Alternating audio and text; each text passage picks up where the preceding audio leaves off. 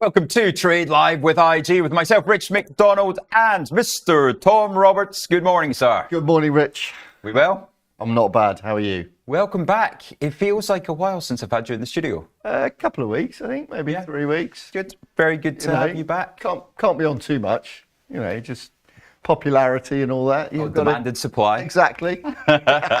You have much better hosts than me as well, or co-hosts. No, my sister's a big fan of yours. Yeah, Ronnie's the family favourite, but the bloke with the grey hair seems to know what he's talking about. Is that me? Yeah. Not Chris Beecham. No, definitely not. Although Beachy's come out with some corkers this morning already. He's not happy because the porridge is locked away in the kitchen. He is not happy with that. Not happy. First thing he said to me wasn't about the Federal Reserve. It wasn't about the market reaction. It was, how do I get into my bloody porridge in the morning? Why do we lock it away? Who's going to steal porridge? Where is my porridge? I hear Ronnie is almost part of the family clan now. He is. He's very welcome up in Scotland. Of course, he went to Aberdeen, didn't he? So he knows the road up there. Shall we have a look at what's coming up on today's show? Yes, please. Right.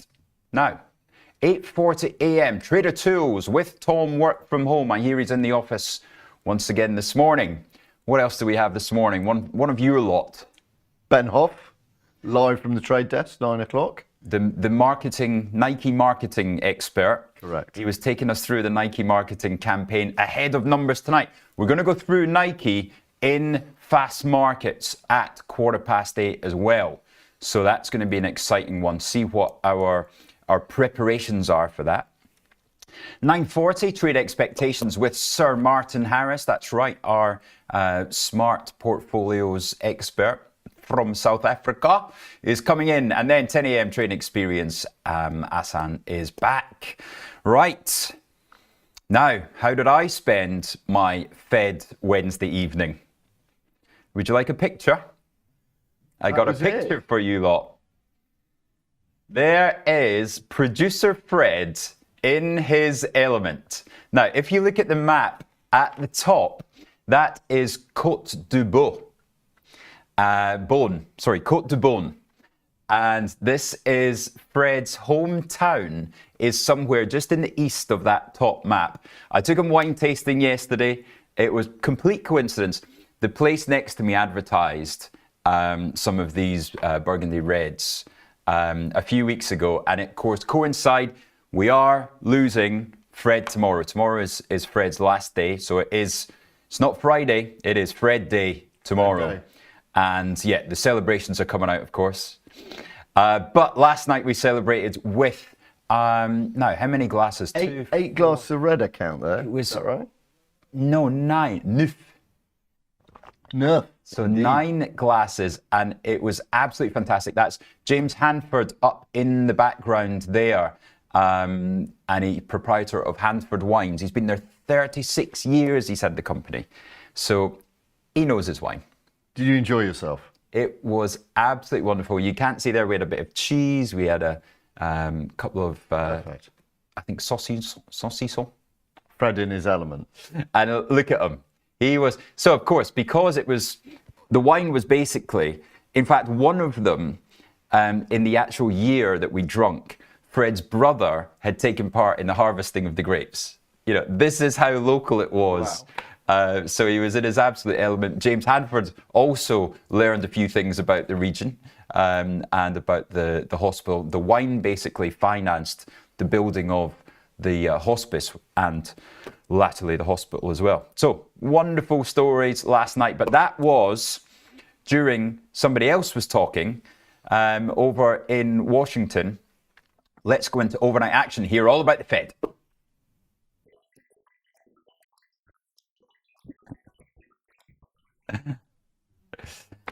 That's right. So we go from the Federal Reserve to the Fed rate decision. What did you take from last night? What did you think? Because he was in a corner. Yep. He's been pushed into a corner by tariffs and Trump. What did you take away from it? I mean, it was predicted that there'll still be 2 rate cuts later on this year. Yeah. I think people are pricing in about a 66 basis point move, so that'll be 2 rate cuts. Let's get this up while you're talking about it. What's so take more me through the interesting was projections. Trump's response to it afterwards. His almost screaming rant in capital letters. Of course. We've got to cut. We've got to cut. I know best. We've got to cut. Of course he does. So let's take you through those changes though. We got it up on screen to show you the real GDP forecast dropping 40 basis points since December, but also dropping out in 26 and 27, right? So slowing of growth. Unemployment goes up to 4.4.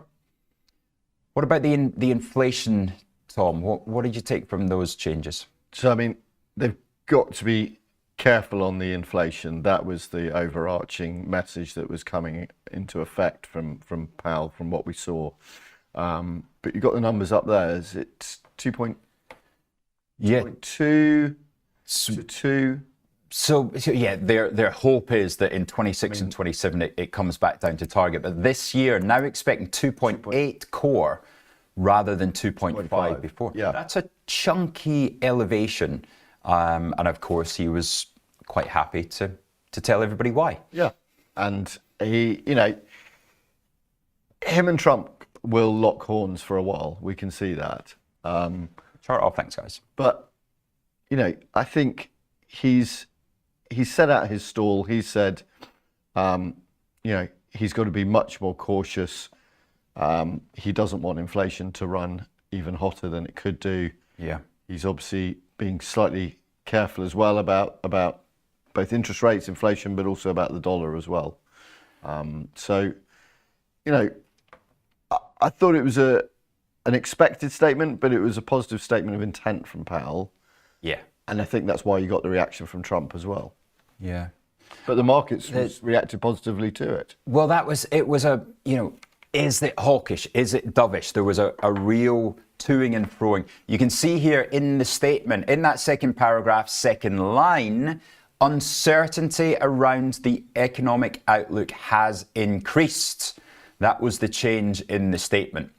The committee is attentive to the risks to both sides of its dual mandate. Previously, then there had been a comment around the dual mandate that it was equally balanced at the moment. No longer balanced. It's attentive to the risks to both sides. So there we have it. But also in the committee will continue to reduce its holdings. However, beginning in April, they will slow the pace of the decline of securities holdings by reducing the monthly redemption cap on treasuries from 25 billion to 5 billion. So a slowing in tightening, right? Less tightening. That's what drove the market higher by 1.4% on the NASDAQ. Slowing the pace of the balance sheet runoff is basically, what they're intending to do. But it was, as I said before, it was a wait and see approach. I think he said, I'm not in a hurry, in inverted commas, to cut rates. Trump then reacted, the market then reacted accordingly. S&P up, NASDAQ up. But it was a sensible statement from Jerome Powell. That's right. So we had about 20 seconds where the market went lower as it came out. And then you can see this march higher from 19,600 up to touching 19,900. And this morning we are just a little bit lower than that. But yeah, strong reaction in both the S&P and NASDAQ and other risk assets as well. Volatility's come off. Yep. So vol down 1% this morning. You can see 19.5. Copper up to $515 or 10,000 if you like the LME. That's the highest since October. It's about a 6-month high there on high-grade copper. There are some concerns that the rebels are getting close in the Congo. They're getting close to that supply route. So that's going to be one to watch as well. It's not disrupting supply as of yet, my sources tell me, out of the DRC. Both gold and copper still flowing out, but there are concerns there. Yeah, look at spot gold, trading 30.46, touched a high last night, I think, of around about 30.59. Keeps on going. Yeah. You know, we've spoken about gold a lot, but nothing's stopping it at the moment. The Dixie pulled back a bit yesterday as well after the FOMC decision. Euro dollar briefly above 109 as well. Cable touched above 130. Haven't seen where cable is this morning, but yeah. So we did have some UK data out. UK unemployment. Yeah. And let's have a look at that as well. So in line, UK unemployment at 4.4%, average hourly earnings 5.8. Yeah. But again, that was slightly lower than last month. In line, the employment change was the strong one. So if we look, that was the expectation at 95, 144. Yeah, decent. So good move in that. Yeah, little bit of cheer for Rachel Reeves ahead of the big statement next week, which is the story of the Financial Times, I think it is this morning. Yeah, there we go. Let's have a look at the FT this morning. It centers on, we've got Jensen. Jensen's got a story there, which well worth looking at, spending hundreds of billions on that US supply chain. Then Bezos making peace with MAGA, and then Rachel Reeves, what will be in that spring statement on the 26th? Next Wednesday, correct. Next Wednesday. She's saying, I think the report is that she's got $9.5 billion of a buffer in the reserves at the moment, is what I was reading this morning. Or did have. 9.9 billion, yes, correct. But that spring statement will determine, how we fear or how we are going to look at the UK over the next sort of 6 months, and what the government's going to do, and story up, please, guys. How their spending is. So there we go. Story for you to read as Tom runs you through some of the problems that she faces. Well, I mean, she's in a difficult position. She's got, it says there about the Office of Budget Responsibility, or the OBR as it's known, weakness in UK public finances. She's trying to address that. She's saying that she's making up for what has been a deficit from the previous government. Mm-hmm. So her spring statement will be interesting about what headline growth we've got, what she's got in store for us for 2025 and 2026. But also she's got to look at how we're going to grow from a UK domestic point of view, but also from an international point of view as well, and how we're going to attract people. Yeah. And what's not going to help her is these Trump threats at the moment. So the Times is running with the story. Let me just see that. Where is my Times story there? Basically, that we are trying our best to negotiate with Trump to avoid the tariffs on the April the 2nd, World Tariff Day. And he's threatening us with the tariffs, and we're currently negotiating to get out of it. Where's my story on this? We're currently negotiating to get out of it by what they want is us to take the tax off the big tech names. Yeah. So an 800 billion tax, which is an 800 billion income into the UK coffers. No, we got to take that off, otherwise we get hit with VAT tariffs. Correct.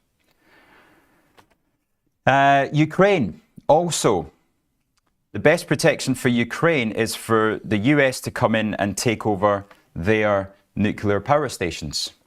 It's their nuclear power and their energy. They're looking at both, and that the US will have, I think it's full control over all their sites, which is being discussed today by Keir Starmer, who's leading a friendly coalition party today from different countries about how a ceasefire might come about without this going ahead.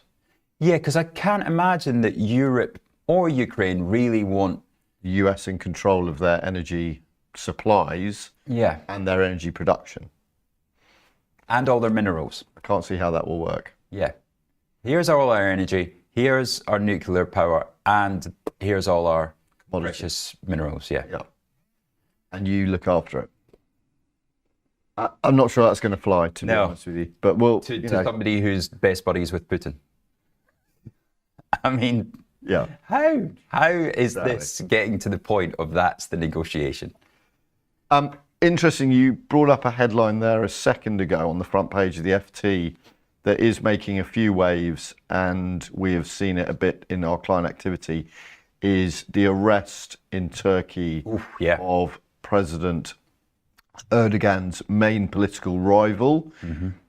If clients of ours were looking at the Turkish lira yesterday, Turkish lira is quite popular here at IG with some of the FX crosses that it has, things like Euro Turkish, Turkish yen, and the dollar. The Turkish lira plunged to a record low yesterday after the detention of President Erdogan's main political rival. Imamoglu. The Turkish lira then had a small bounce back up, but it's one story to keep an eye on there of how that may affect the currency. Let's just put the biggest risk warning on trading this thing, because this is one of the most volatile pairs I've ever seen. So a lot of people trade the Turkish lira against other crosses for the carry trade. Yeah. And dollar Turkish, Turkish yen, and Euro Turkish are the three main popular ones. But it's worth keeping an eye on, because as this Turkish lira is volatile, the swap rates will blow out. If the swap rates blow out, then we'll get a larger carry trade, according to what's going to happen going forward. Yeah. But I think that's a story to keep an eye on for the time being. Interest rates 42%. Yeah. Like ridiculous. And could well go to 50%. Yeah. Yeah, I mean, literally anything can happen, right? Right. So big risk warning. People think that trading crypto is volatile, but try the Turkish lira. It can swing around in size. Now, talking about crypto, we saw a good rally in Bitcoin and Ethereum yesterday. Bitcoin now trading 85,800. Couldn't help myself. Into MicroStrategy I went yesterday. We talked about it all Monday and all Tuesday. So you can see I picked up 35 shares there on MicroStrategy at 289 yesterday, and it closed at almost 312. This thing wings around. This moves. So very popular stock with us, and trade with caution, I'd like to say to my clients out there. Exactly. That's because you can't really hedge it, can you? I mean, it's a good proxy for Bitcoin, but it's one to definitely keep an eye on in terms of the vol. Right, FTSE back to unchanged. FTSE was looking down about 15 basis points this morning. It is now 12 minutes until the open. We've seen Germany down 14 basis points and the CAC down 20. Rich, do you think the FTSE's come back a bit in the last 40 minutes because of the numbers that were produced at 7 o'clock? Do you think people it's just getting baked in a little bit? People seeing a bit more positivity out of those numbers? So decent small beat from the Pru. Man at the Pru, small beat in operating profit, reiterated their 2027 targets. The Pru, of course, on 9.5 times earnings. So it's always tempting with that dividend yield as well, isn't it? 3.13 billion beat. Estimate was 3 billion. New business profits did dip on the China market slowdown, though. So their new business and their business development unit, the business profits were slightly down. I think the dividend has been increased by 3% as well versus consensus. So keep an eye on that. You can see well out of this. I think I must have put this on I'm guessing the start of 24. When it was around here, I was tempted around there. It never got back down to this one, so that can probably be moved up, can't it? But where's the new range from the man with the Pru? I mean, it's had quite a run this calendar year so far, hasn't it? because October were the lows, I think, and then it's come back down to the lows beginning of this year. Even from January. Yeah. What is that? 30%. Not far off. It's had a very good run. These silent, I haven't noticed that in the last couple of months because it's just been creeping higher and creeping higher. Yeah. 775 trading last night, I think, yesterday afternoon, sorry. Yeah. Story about BT Group as well. City Fibre targets 1 million customers, seeks a crucial 1.5 billion financing. That's in the FT this morning. Thank you to Luke Moore for giving me that snapshot as well this morning. Wonderful. Right. UK indications. What do we have? The Pru up 1 to 2%. We've got the big bird, Bloomsbury Publishing, isn't it? Bloomsbury Publishing. Up 5%. Strong trading update. Yep. We've got Crest Nicholson up 2 to 3%. Trading update in Capital Markets Day. Hostel World. When's the last time you stayed in a hostel, Tom Roberts? It's been a while, to be fair. Yeah. Probably didn't book it online, did you? No, that's more for my children to stay in hostels. And then we've got Shaftesbury Capital up 1% and Wix up 3%. PBT in line and a 20 million buyback. So interestingly on SHC, Shaftesbury Capital, one of the larger cap UK names, it had sold a 25% non-controlling interest in the Covent Garden estate to the Norwegian Pension Investment Fund. Mm-hmm. Covent Garden estate is obviously a very high value estate. Its total value is 2.7 billion. So there is a cash retention there for Shaftesbury of nearly 600 million pounds. So proceeds are going to be used, they say, to enhance long-term returns for shareholders. Okay. So that should get a decent bounce this morning, but we'll wait and see. And just on the Bloomsbury, if people are trading that BMY, strong performance, good trading ahead of consensus. But the key statement in the Bloomsbury was they're paying down some of their debt, which has been hanging over them for a while now. So they are managed to pay that down. Okay. Investex, the other one as well, they had good numbers this morning. Customer deposits up. Profit before tax somewhere around about 950 million, and EPS to be looks like round about 73 pence, which is an increase as well. Excellent. Well, that's happy to hear that Bloomsbury are turning over a new leaf. Very good. Here all week. Right, we've got good morning to you all on the chat as well. Steve Davies saying good morning. Neil echoing the thoughts of David Boyce. Fred, thank you for all your production skills and the very best with your new venture. That's right, he's on to bigger and better things, is our friend Fred. A lot of people in the chat echoing that. Thank you very much, Fred, for all your work. Last day tomorrow is, of course, Fred Day. And then Carl Anderson says, down with the dictator. He wasn't that bad. Some strong French opinions, but dictator's going a bit hard. Sorry, you mean Erdogan. Apologies. Got you. Right. And Arthur Fox, hey, yes, we will send you that link. There's two of them, actually, the two podcasts. And we'll get you that in the break. Upgrade, downgrade, should we do that before the break or after? Let's go after. Okay. We'll see you in 2 minutes, ladies and gentlemen.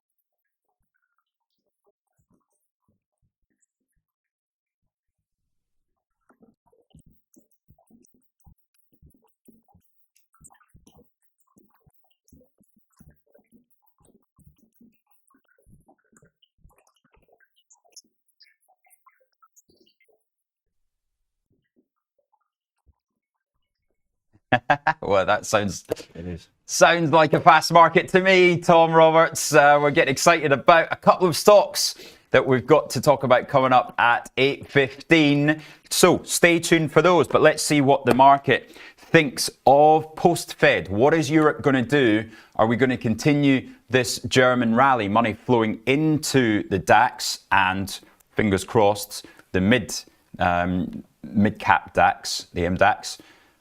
Or are we going to see money flown back into those tech names with a little bit of rebirth, reborn again in the US? Right, upgrades, downgrades coming up to you right now. One of your top stocks, Tom Roberts.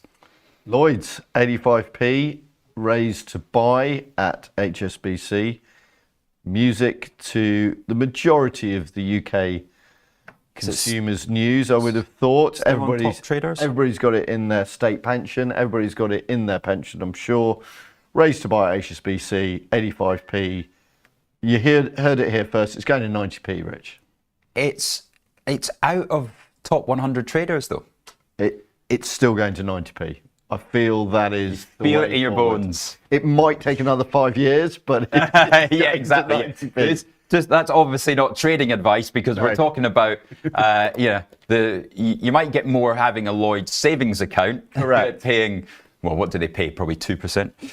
I think we've still got a lunch on our target of Lloyd's, haven't we, at some point? We absolutely, but we're going to have to check the tapes and see what the bet was. Vodafone no longer in the top 2, 4, 6, 8, 10 positions. We've got the German DAX people are still short. Tesla, they're now long. Can't help themselves, can they? Cannot help themselves picking up those cheap Tesla. Cheap Google. Google has gone into top 100 traders on the long side, as has Brent oil, and short on gold, and also long WTI. We'll cover those on the open. Some brave top 100 traders does love a mean reversion trade. Google, I think, is on the back of the purchase it did the other day on the cyberspace that it purchased, and we saw a bit of business on the back of that. Have a quick look at how that one's traded. Okay. Or the fact that it's come down from 200. That is a pretty... I can see why. Looking at that, I can see why it's in top 100 traders, because a name like Google coming off with a bit of support.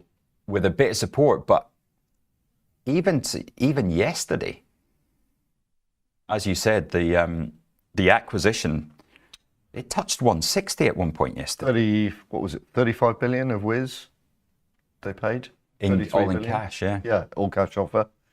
They settled a lawsuit yesterday as well. Small change, but 26 million. They settled a lawsuit regarding some employment rights there as well. The news flashed out this morning. Just one for the clients out there as well. BMW cut to hold at HSBC. Price target 80 euros. One to keep an eye on with the automobiles. And DAX positive just before we start to open as well. So that's come back a little bit as well. Oh, it's flat now, sorry. How's the Pru looking on that opening optional, boy? Let's have a quick look. Pru. Update on my positions from yesterday. Still long Antofagasta. I doubled that position. So really happy to be long Antofagasta. I'm long Glencore, doubled that position as well. But I am short some copper on as a hedge. I'm short some sector swap as a hedge. And trebled the position on short BAE. So we are now treble short BAE and short a bit of Rolls-Royce, picking up some Diageo as an underperformer, picking up some Whitbread as an underperformer. So you can see I had a busy morning yesterday. Selling into copper's rally or hedging it against the Glencore position? What was that, sorry? Selling into the copper rally, or is it a hedge against Glencore? Taking the equities against the... Pru is... Pru's being indicated up 13 pence. 13 pence on the Pru. So 1.9%, 788.5 open, indicated plays against a 774.5 close yesterday. It is a slow open this morning. You can see the FTSE is about as fast to get underway as Fred was getting about out of bed this morning. Actually, no. The underperformer of the day was Phil. Phil missed his train. So we got Phil and Cam in the gallery today. When I say he missed the train didn't go. So the train missed him. But that's not Phil's fault. To be fair, it wasn't his fault, but it doesn't stop us taking the mick. Top of the leaderboard, Prue, Lloyds, JD. There we go. JD Sports. Didn't that trade 77 pence yesterday? Didn't see any news this morning on that either.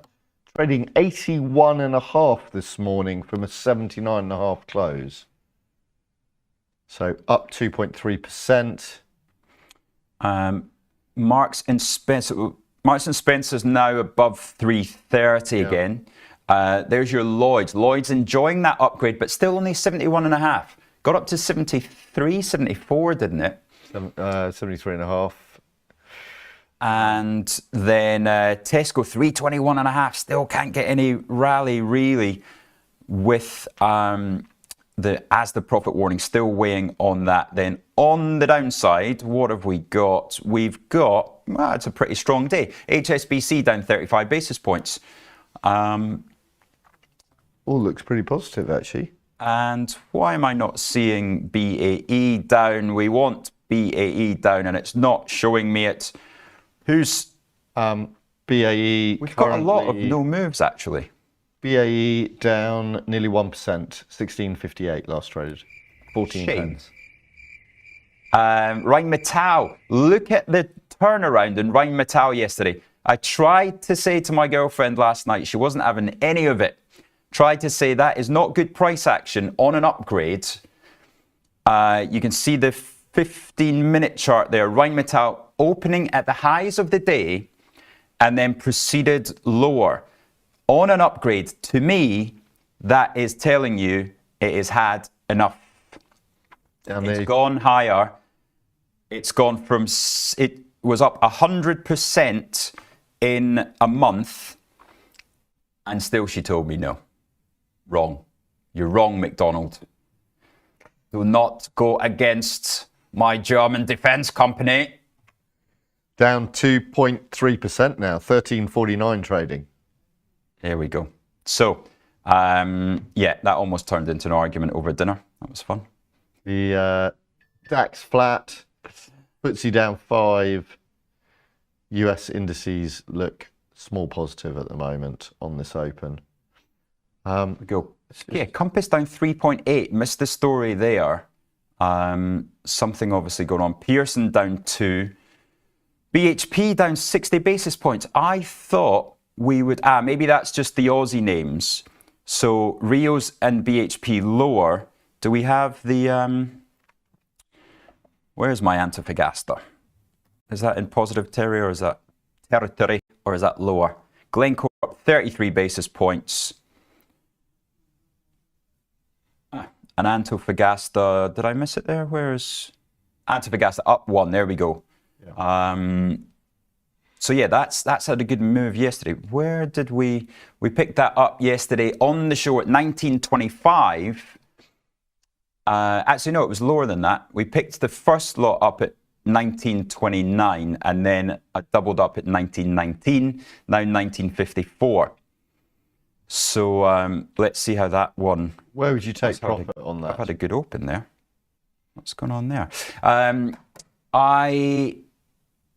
Well, see, I've got copper as a hedge and I'm down 480 in copper against being up 380 in Antofagasta. So it's not wonderful, but the Glencore's just into profit now as well.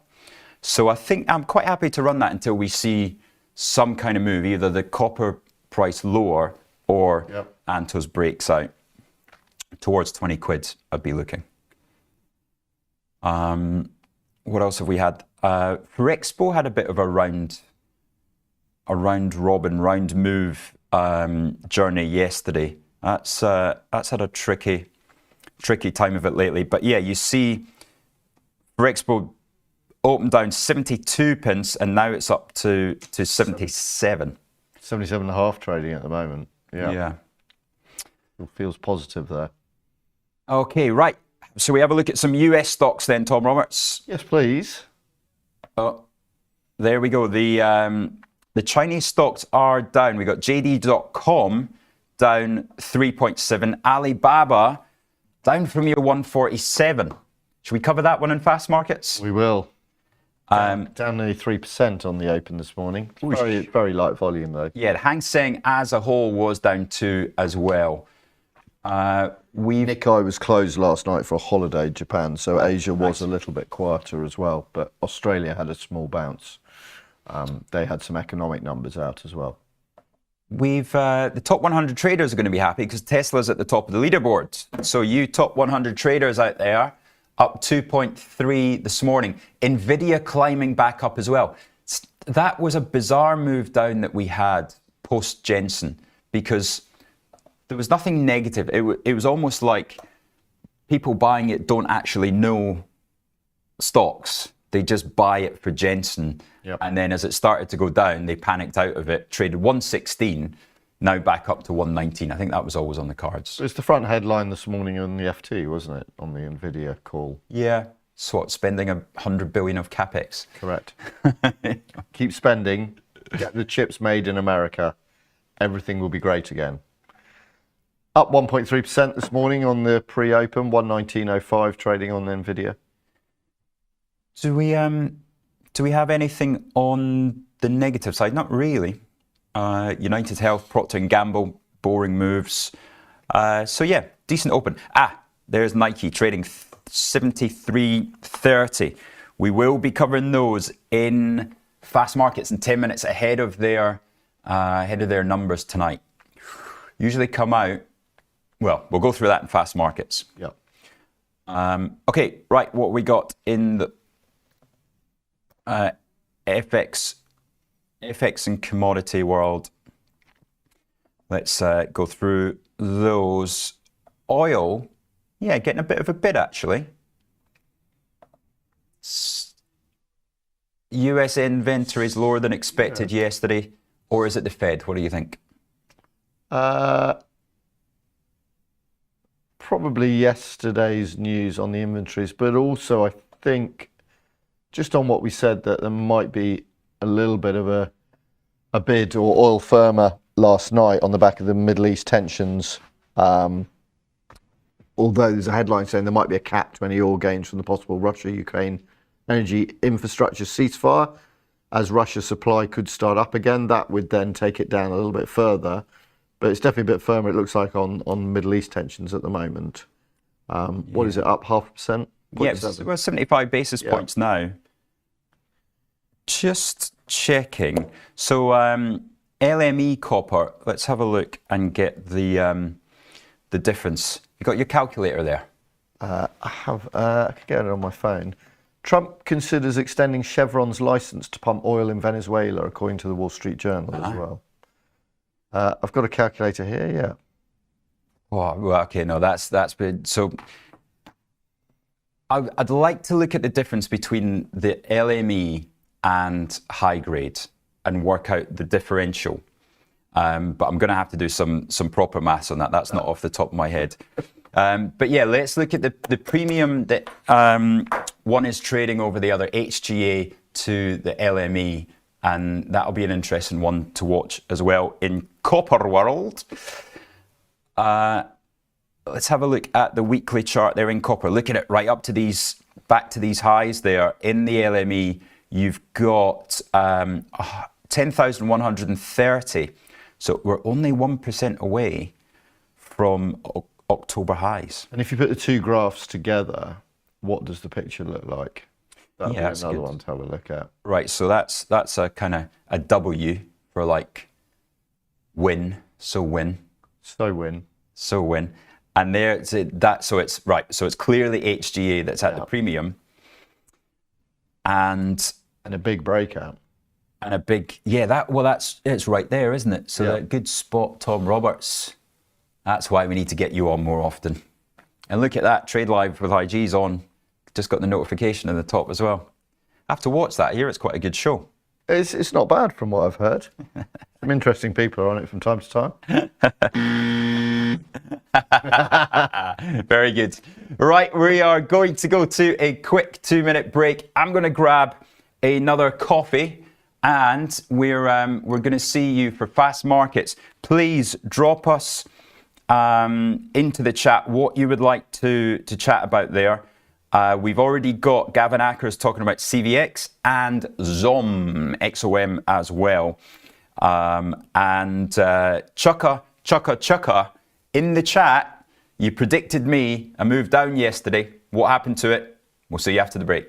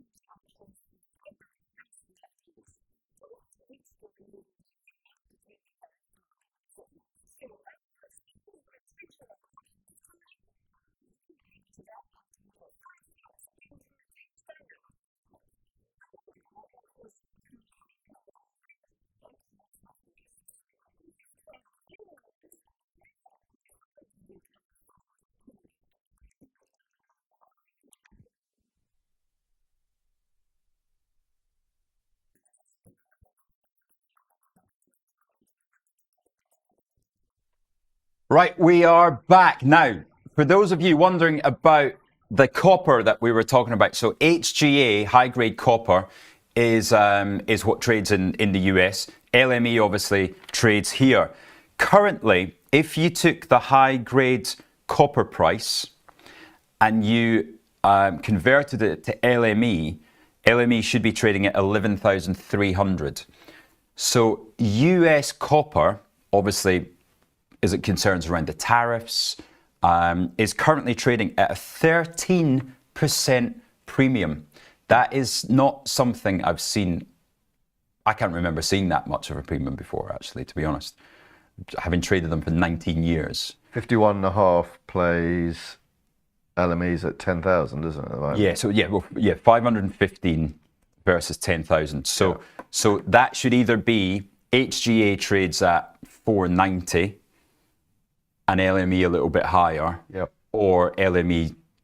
And you're saying LME should be 11,300? 11,300 would be the 515. Okay, right, fast markets. We are going to look at what Monkey Man says, Monkey Man gets. So we will look at Microsoft. But first, shall we go into Nike straight away?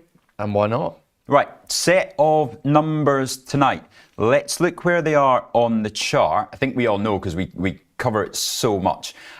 We get the numbers, I think, at 9:30. However, with Nike, they only give you the numbers. The forecast comes on the call. So it's going to be a late night tonight. The call starts about 10:30 or 10:15, 10:30. So I think you're going to get really bad numbers come out for the last quarter, right? So we could see some pretty horrible EPS numbers that will, in my opinion, make the stock go lower. Therefore, I am looking to hedge my short puts by shorting stock, but I will have a bid in. So let's have a look at the expected move on Nike tonight. So you will short stock pre the results and keep a bid lower down. Exactly. For the flash move down. Which is $5.77. So we go into Nike at $73.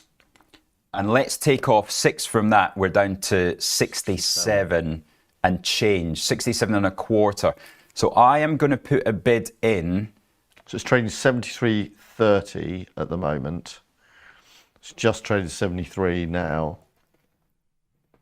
Right, so is your bid below 67?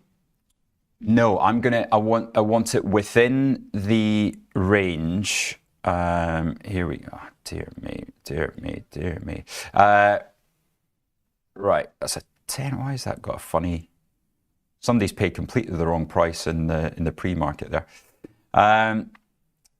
Okay, so honestly, that's at mids. What has happened there? Right, and there's a bit of a spread on there, so I'm not gonna do it live. But selling 250 shares, I will put it in at 73.20 for 200 shares, and then we'll put a bid in. As long as I get short those, I will be putting a bid in at 68. So $68 gives me inside the expected range. $5.20 difference between. Oh, so that might be a bit tight. 68 and a quarter. 68 and a half. I'll put in 100 at 68 and a half and 100 at 68 to buy. Now, what I think happens is you get a terrible EPS number, but on the call, right, Elliot Hill he doesn't want to give crap guidance on his sort of, second big call, I don't think. And, you walk around the shops, you see in office, they're getting more space in office. There are some, nice new stuff coming out. So despite our view on the marketing slogan, shiny new adverts that aren't hitting the mark, I don't think, at the moment. You didn't like it? Not for SoWin. So the idea is, everybody can do it, but some people are told, no, you can't do it. You can't win. So win. Does that not touch your? No. No. It's not realistic. So there you go. Well, clearly that was launched in the Super Bowl. Tom Roberts not buying into it. That's why we're going to be short the stock for the numbers. I'm going to be in at 68 and a half and 68 and a quarter to cover that, and then I think it goes back up. And I actually think it could be unchanged to small higher when the New York line opens at this time tomorrow. Would you square and reverse then and buy more? No, because I'm already short puts. So I've got a lot of short puts. Apologies. Okay. So at the moment, I am currently short 3 of the 70s. Yep. And that's what I want to protect. I am short 2 of the 65s. I'm short another 2 of the 65s for June. I am short 4 of the 70s for July, 3 of the 67s and a half for September, and 4 of the 60s for deck. So this is me thinking that we're going to get a Calendar spread is just swoosh. going, yeah. But having said that, I'm short a lot of calls as well. So yeah, that's the play on Nike. Right. Lloyd's. Lloyd's now flat on the day, trading 70.5. You saw the upgrade today to 85p. I think that'll be a 12 months price target. I think it will be potentially higher than that. It has had a good run so far this calendar year, but it has come off its highs of 73.5, 74, sort of touched. But still think it's one to keep an eye on and one that is positive, hence the upgrade today. Once we get past this verdict, it's just going to be so much cleaner, isn't it? Correct. Itself. And shall we have a look at Close Brothers as well to give us a little indication on how that's being priced? They're positive this morning. Yeah. Up. There we go. So that 4.5 pence, trading 291 sort of range at the moment. Oh, right, that's me officially short 200 shares in Nike at 73.20. Done. Right, so that's ready for that one. Okay, so yeah. Still like Lloyd's. Still think it's one to keep an eye on. Alibaba. Let's have a look at that before we move on to Monkey Man's Microsoft. My favourite friend, Alibaba. We saw 147 recently. We've seen it have a great run in 2025 calendar year. Yeah, look price targets up at 175. Your price target. Not my price target. Price target of the street. There we go. Yeah, City at 170, benchmark at 190. Yeah. So 170, 175, trading 138.5 this morning, down 3%. As you said, Chinese names a little bit softer today as well. But saw yesterday a decent move, moved from 141 up to 145 pre-market, settled at 143.5, 138.5, sorry, 138.80 now. So down 3% this morning. Yeah. But certainly one to keep an eye on from a volatility point of view. Does move around, but there seems to be some good long-term outlooks there from what we've seen. Fast markets, Rolls-Royce. I did see we had a question from Jonathan Aylward. Rich, why have you shorted Rolls-Royce? Very eagle-eyed there. You can see in the portfolio, shorted a little bit of Rolls-Royce. Yeah, exactly. Why would you want to short that? I feel that and this isn't a conviction one, but the FTSE having come off the highs, we have been taken there 2024 and 2025 by certain leadership, right? And that leadership was your Barclays, your Rolls-Royce, your IAGs. I feel if we're now to move higher in the FTSE, it could be with different leadership. And so the main reason was because I'm short BAE. I want to be short the defense sector now because I think that has had the positive rhetoric. I think Rolls-Royce, look, the story is great, right? The story is great with the mini nuclear reactors, with obviously the defense angle and the return to profitability in the engines. But I think, as I said, I am a mean reversion trader. And for me, that story from £1 to 8.13 is now fully valued, let's say. If I go on the average analyst consensus, you have a nice big Boeing 747 jumbo price target. I just think that together with BAE, the trade is short BAE, short Rolls-Royce, long Whitbread, and long Diageo. So I'm going for that mean reversion of the outperformers, now the underperformers catching up. If the FTSE is going to new highs.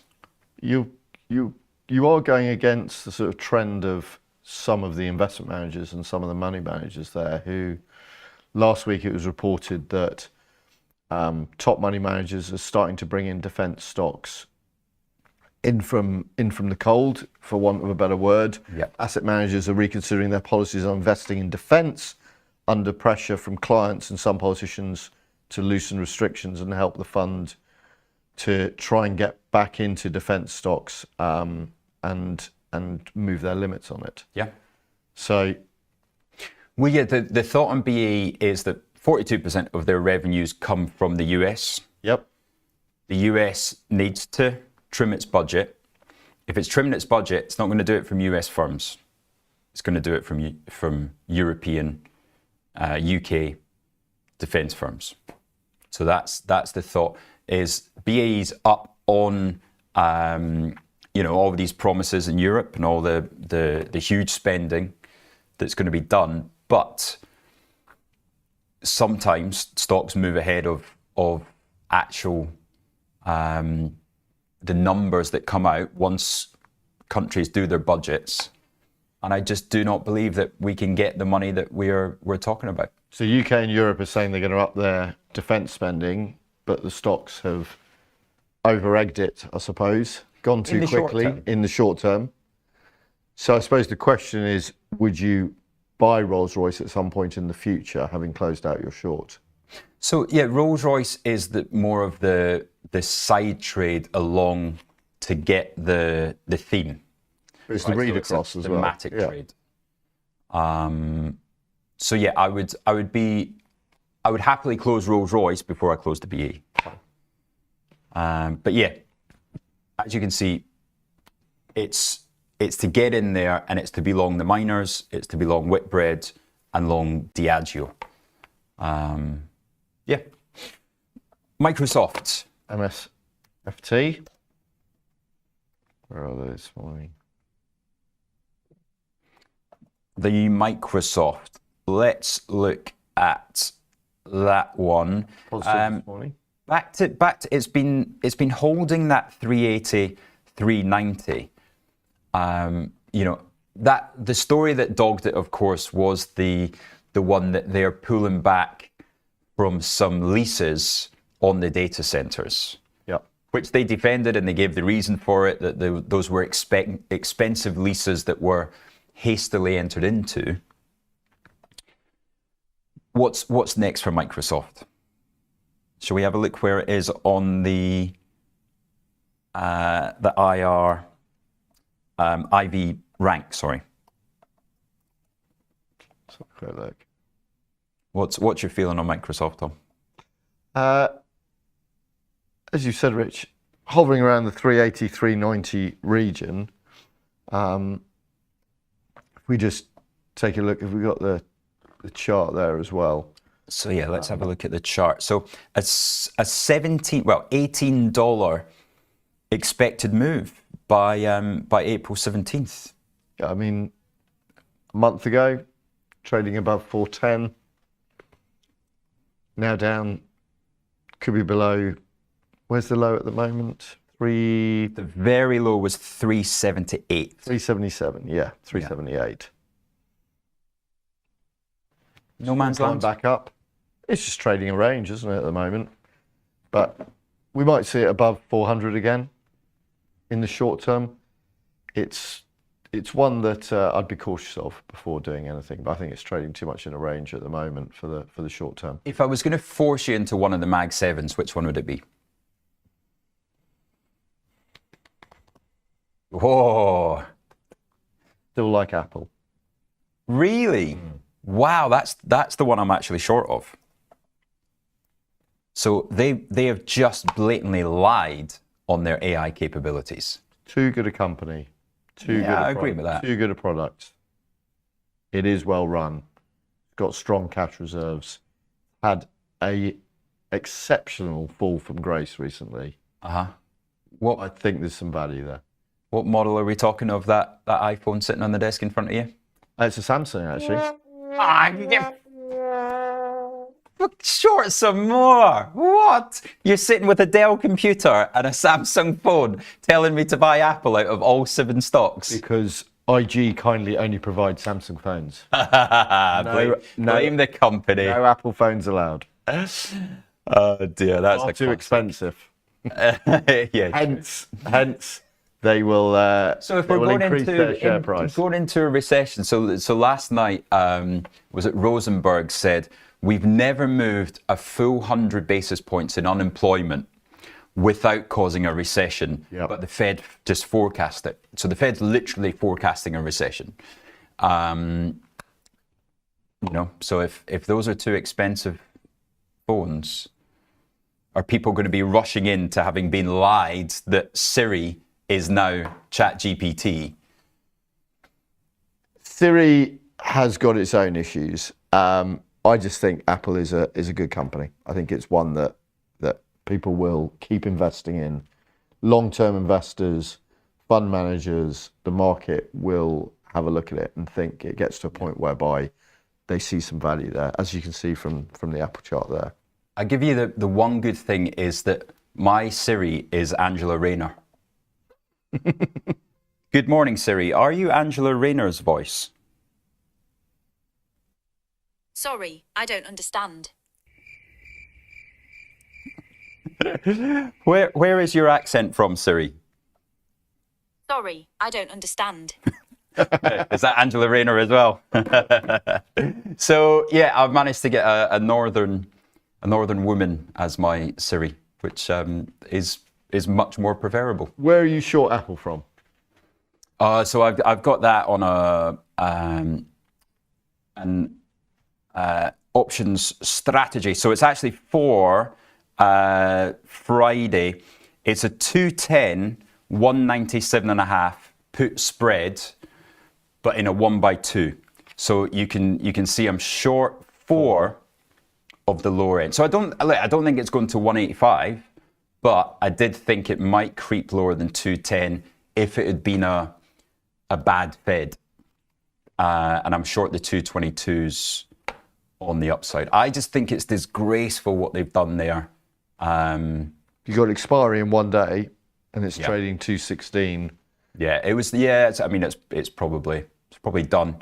But I would put on a similar. I wouldn't sell the 222s. I would go up to.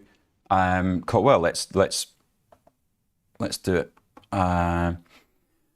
Right, out to April. Let's see what we can get. Potential Apple downside. If this is true about they're not going to have AI capability in their phones until 2027, I could look at buying a put at the 205 level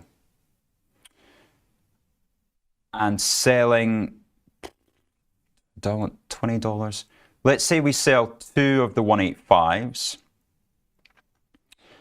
That takes us to paying 165. If I don't think they're going above 230, which I don't, then suddenly we've got a rather nice looking downside down to 185 and short in the 230 call, and that is for 0 premium. I kind of like that. That's April expiry. I'll play around with that a little bit more. You got 30 days left on that. 30 days left on that. I go up to 235 and I pay 75 cents. for $20 the downside. Yeah, I think I'll be doing that this afternoon. Thank you for bringing that up. Do you not think because of the sell-off last week, it's overdone? Well, that's why it's going to take incremental bad news or the market selling off from here. Now, either or could happen. It could be Apple specific, or it could be the S&P is sell the rallies. The latter. What I don't think we're doing is going right through to the highs at 235. The delays are till 2026 on Siri. Well, that's and Morgan Stanley cut their price target, didn't they? I saw as well. yeah. Yeah, let's see what... You know, average rating of 46 brokerages covering the stock. The median price target is 253.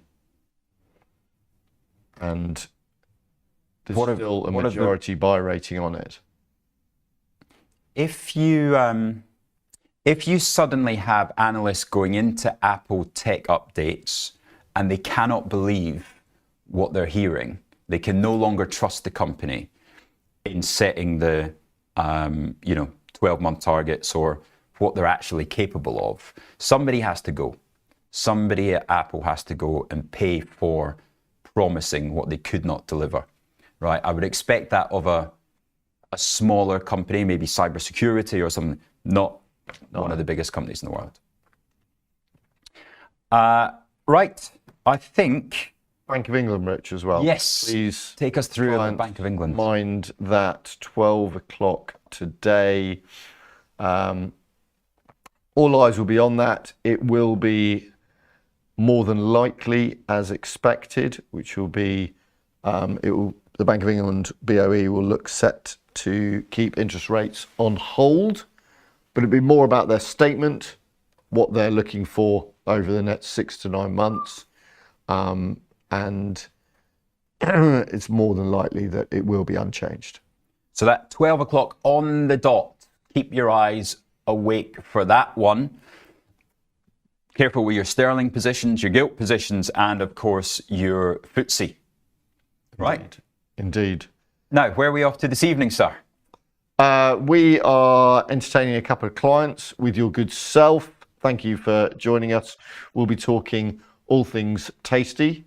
US markets, options, the Tasty Trade platform, and is the food going to be tasty as well? It should be good. We're off to a local, well-known. Oh, you don't want to give it away, do you? In case your fans turn up at the door. And we might start off with a quiet beer beforehand. I look forward to that. Unfortunately, I hadn't drunk for 6 days, and then the wine tasting last. Does a wine tasting count? No. It's not. It was all red anyway. Exactly. It's medicinal. Exactly, and that was to look after Fred, I'd say. Exactly. It was a commiserations for us, celebrations for him. Correct. Good. Right. We got Angeline banging the door down. She'll see you after the break.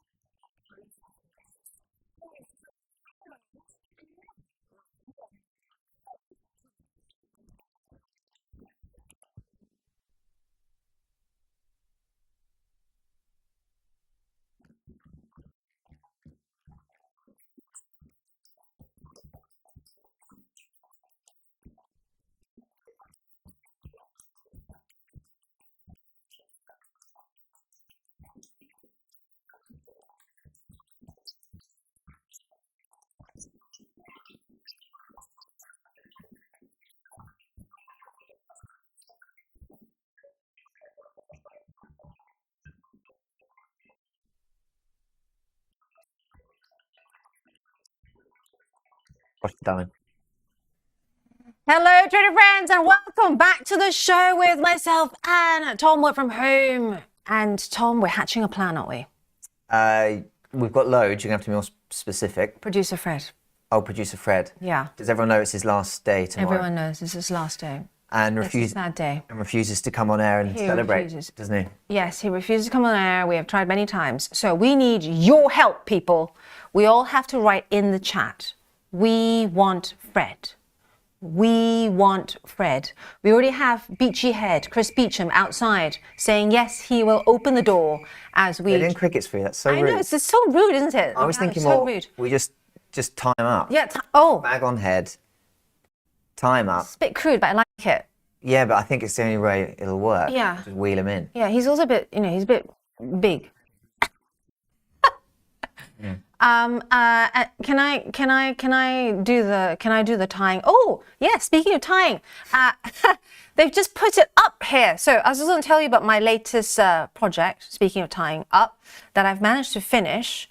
I had this mirror glass that I've been dying to get on the wall, finally got to it. And after all of the, payment of delivery and everything, guess how much they wanted to charge me to actually stick it on the wall? £10,000. No, come on. £8,000. No. I mean, it's not such a big glass. I mean, All right. £1,000.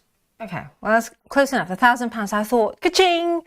And I thought lots of people here, please also, look, that works. Waka Waka said, Fred, take one for the team. See? Thank you, Waka Waka. I knew you had my back. So yeah, they wanted to charge me £1,000 to put up this really expensive glass that I already know. I thought, no, I've got the suckers. I'm going to do it myself. Went out to Screwfix and bought the mirror fix tubes. I needed 4 actually.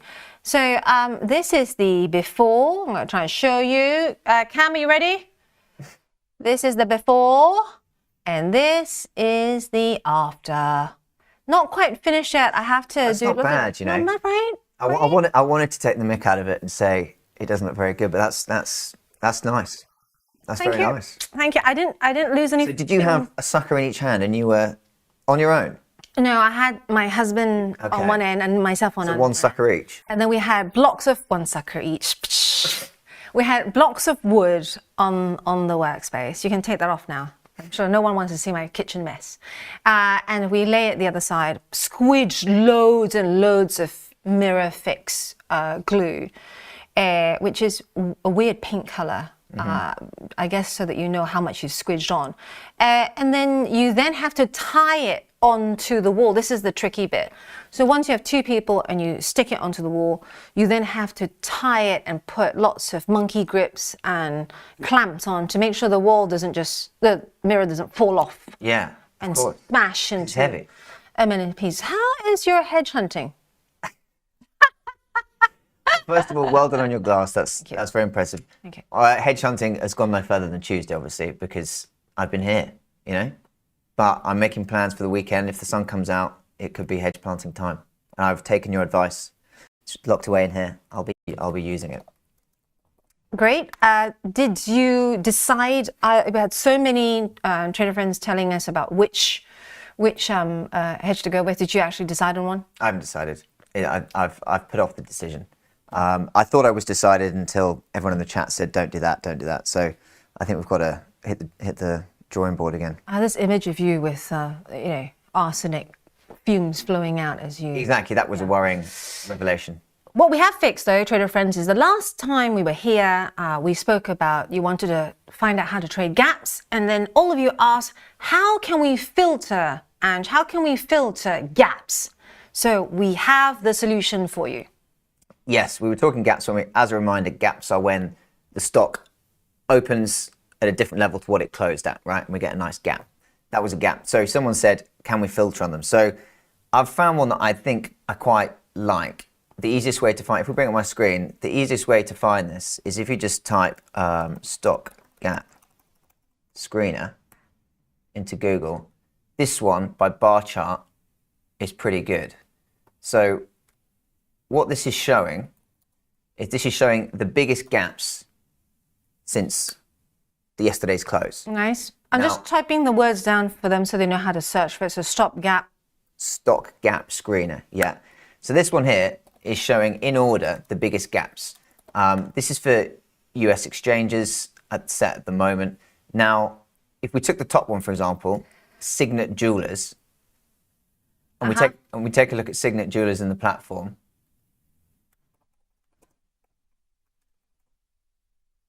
There we go. What we'll see is, look at that gap, right? So that is your biggest gap from yesterday, okay? So it's showing that change there from market close to market open was a big gap. And you can see I've got this indicator turned on down here. So you can see that there was an earnings, right? So that's telling us why there was such a big gap happening at that time. You're grinning. What are you grinning about? Cheeky monkeys in the gallery want me to say the biggest gaps between your ears. Right, brilliant. Like interrupted my flow for that his mojo is disrupted. Quality jokes. Go back to. And we're back. So that is showing Signet Jewelers' biggest gap we witnessed, right? So that's how it works. That's how it shows a gap. Now, you'll notice that what it says up here, this starts updating at 9 a.m. Eastern time. So 9 a.m. Eastern time today will be what in the UK? It will be 9, 10, 11, 12, 1 because of the hour difference. Yes, exactly. So what it means is at 1 p.m. today, UK time, this will start updating with data from the pre-market, and this will start changing again. Nice. Right? So if you were looking for gaps, this I think is a great way to find them. So this at the moment is showing gap up, and it's showing you things like volume, which is quite helpful because you can see the volume traded as well as the gap up. Now, you don't just have gaps up, do you? Also have gaps down. Yeah. I thought you might like that. So for example, here we go, gap down. If you switch to gap down, we can now see biggest gap down yesterday was GDS Holding. If we do a check against their data and just make sure it looks right, GDS Holdings, if I look at GDS Holdings, there we go. So that you got that gap down there. And again, I've got this indicator on for earnings, so we can see that again, the reason for this gap down was because they released their earnings. If you also weren't sure why this has happened, you could flick to news and you could see they reported their results. So that gives you an indication of why they've gapped down. And if you want to turn on this indicator here, you've got events. I've turned them all on, and it just comes up with a little symbol on the bottom. And that just helps you realize, or helps you identify why there's been that change. So that's your gap screener.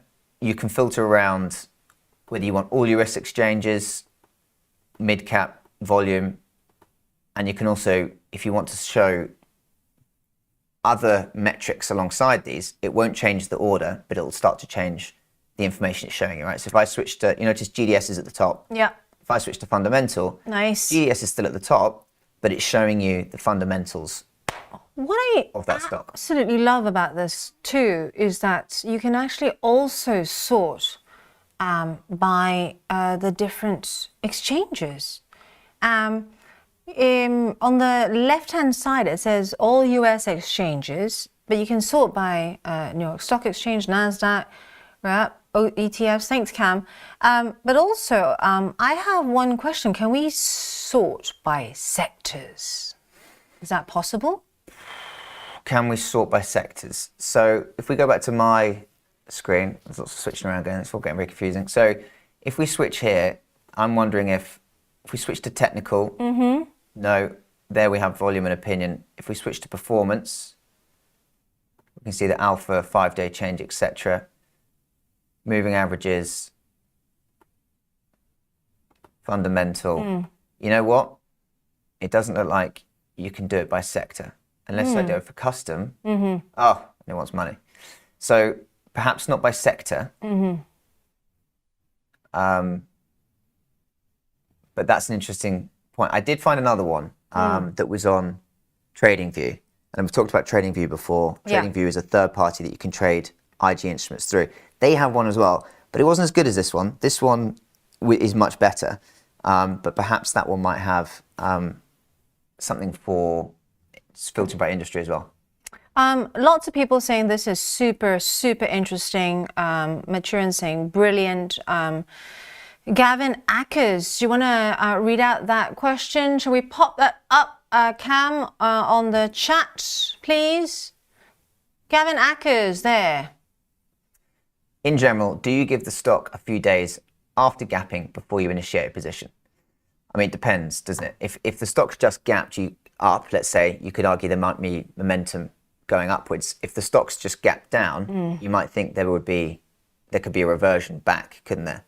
Yeah, and I would go as far as to say it also depends on why it gapped in the first place. So, for example, if it gapped because of sudden bad FDA news, let's say it's a drug company and they've just come out saying, oh, I want a drug, is now not going to, because it didn't do well on the final trials, then you're likely to see the gap down continue lower, for example.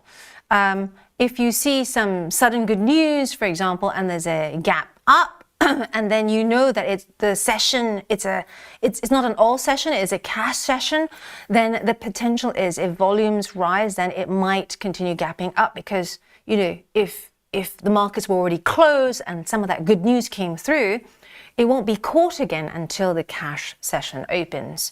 So it really depends, Gavin, because of those factors. Monkey Man asking, what's in custom? Huh. Well, I tried to open custom and it wanted some money off me, didn't it? So we'd have to... We'll have to dig into Rich's coffers. Well, yeah, or, you know, maybe as Fred's leaving present, he'll get us a subscription to custom view on bar chart. Nice. Yeah, I also like the fact I spied a download button on the right-hand side of that stock screener. Away with the numbers. Thank you very much. Away with them saying Angeline Long, impressive DIY. Well, it was very heavy, to be fair, and I wasn't going to part that easily with the £1,000, so I thought I'd give it a go first. But all the grips later after that, that's another picture, were a sight to behold because they have to be held in for 48 hours.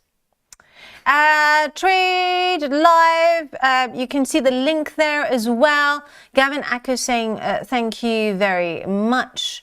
In terms of gaps as well, let's go back to that site again. Is there a way of linking, for example, the TradingView site to, for example, this one? You use it, I guess, side by side. There's no way of actually using this in data or inputting into. I'm trying to get everything in one space rather than hopping from platform to platform to site.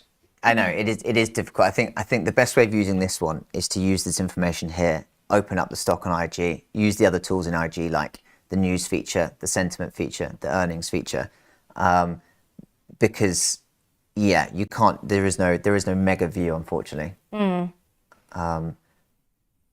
Speaking of which, one of the other big things that we talked about the last time that was very, very helpful is also our filtering. Let's just go back to the IG platform here because we're now in a time where markets are stabilizing. Let's just have a look at the indices for you, especially when markets seem to have taken JP's speech well yesterday.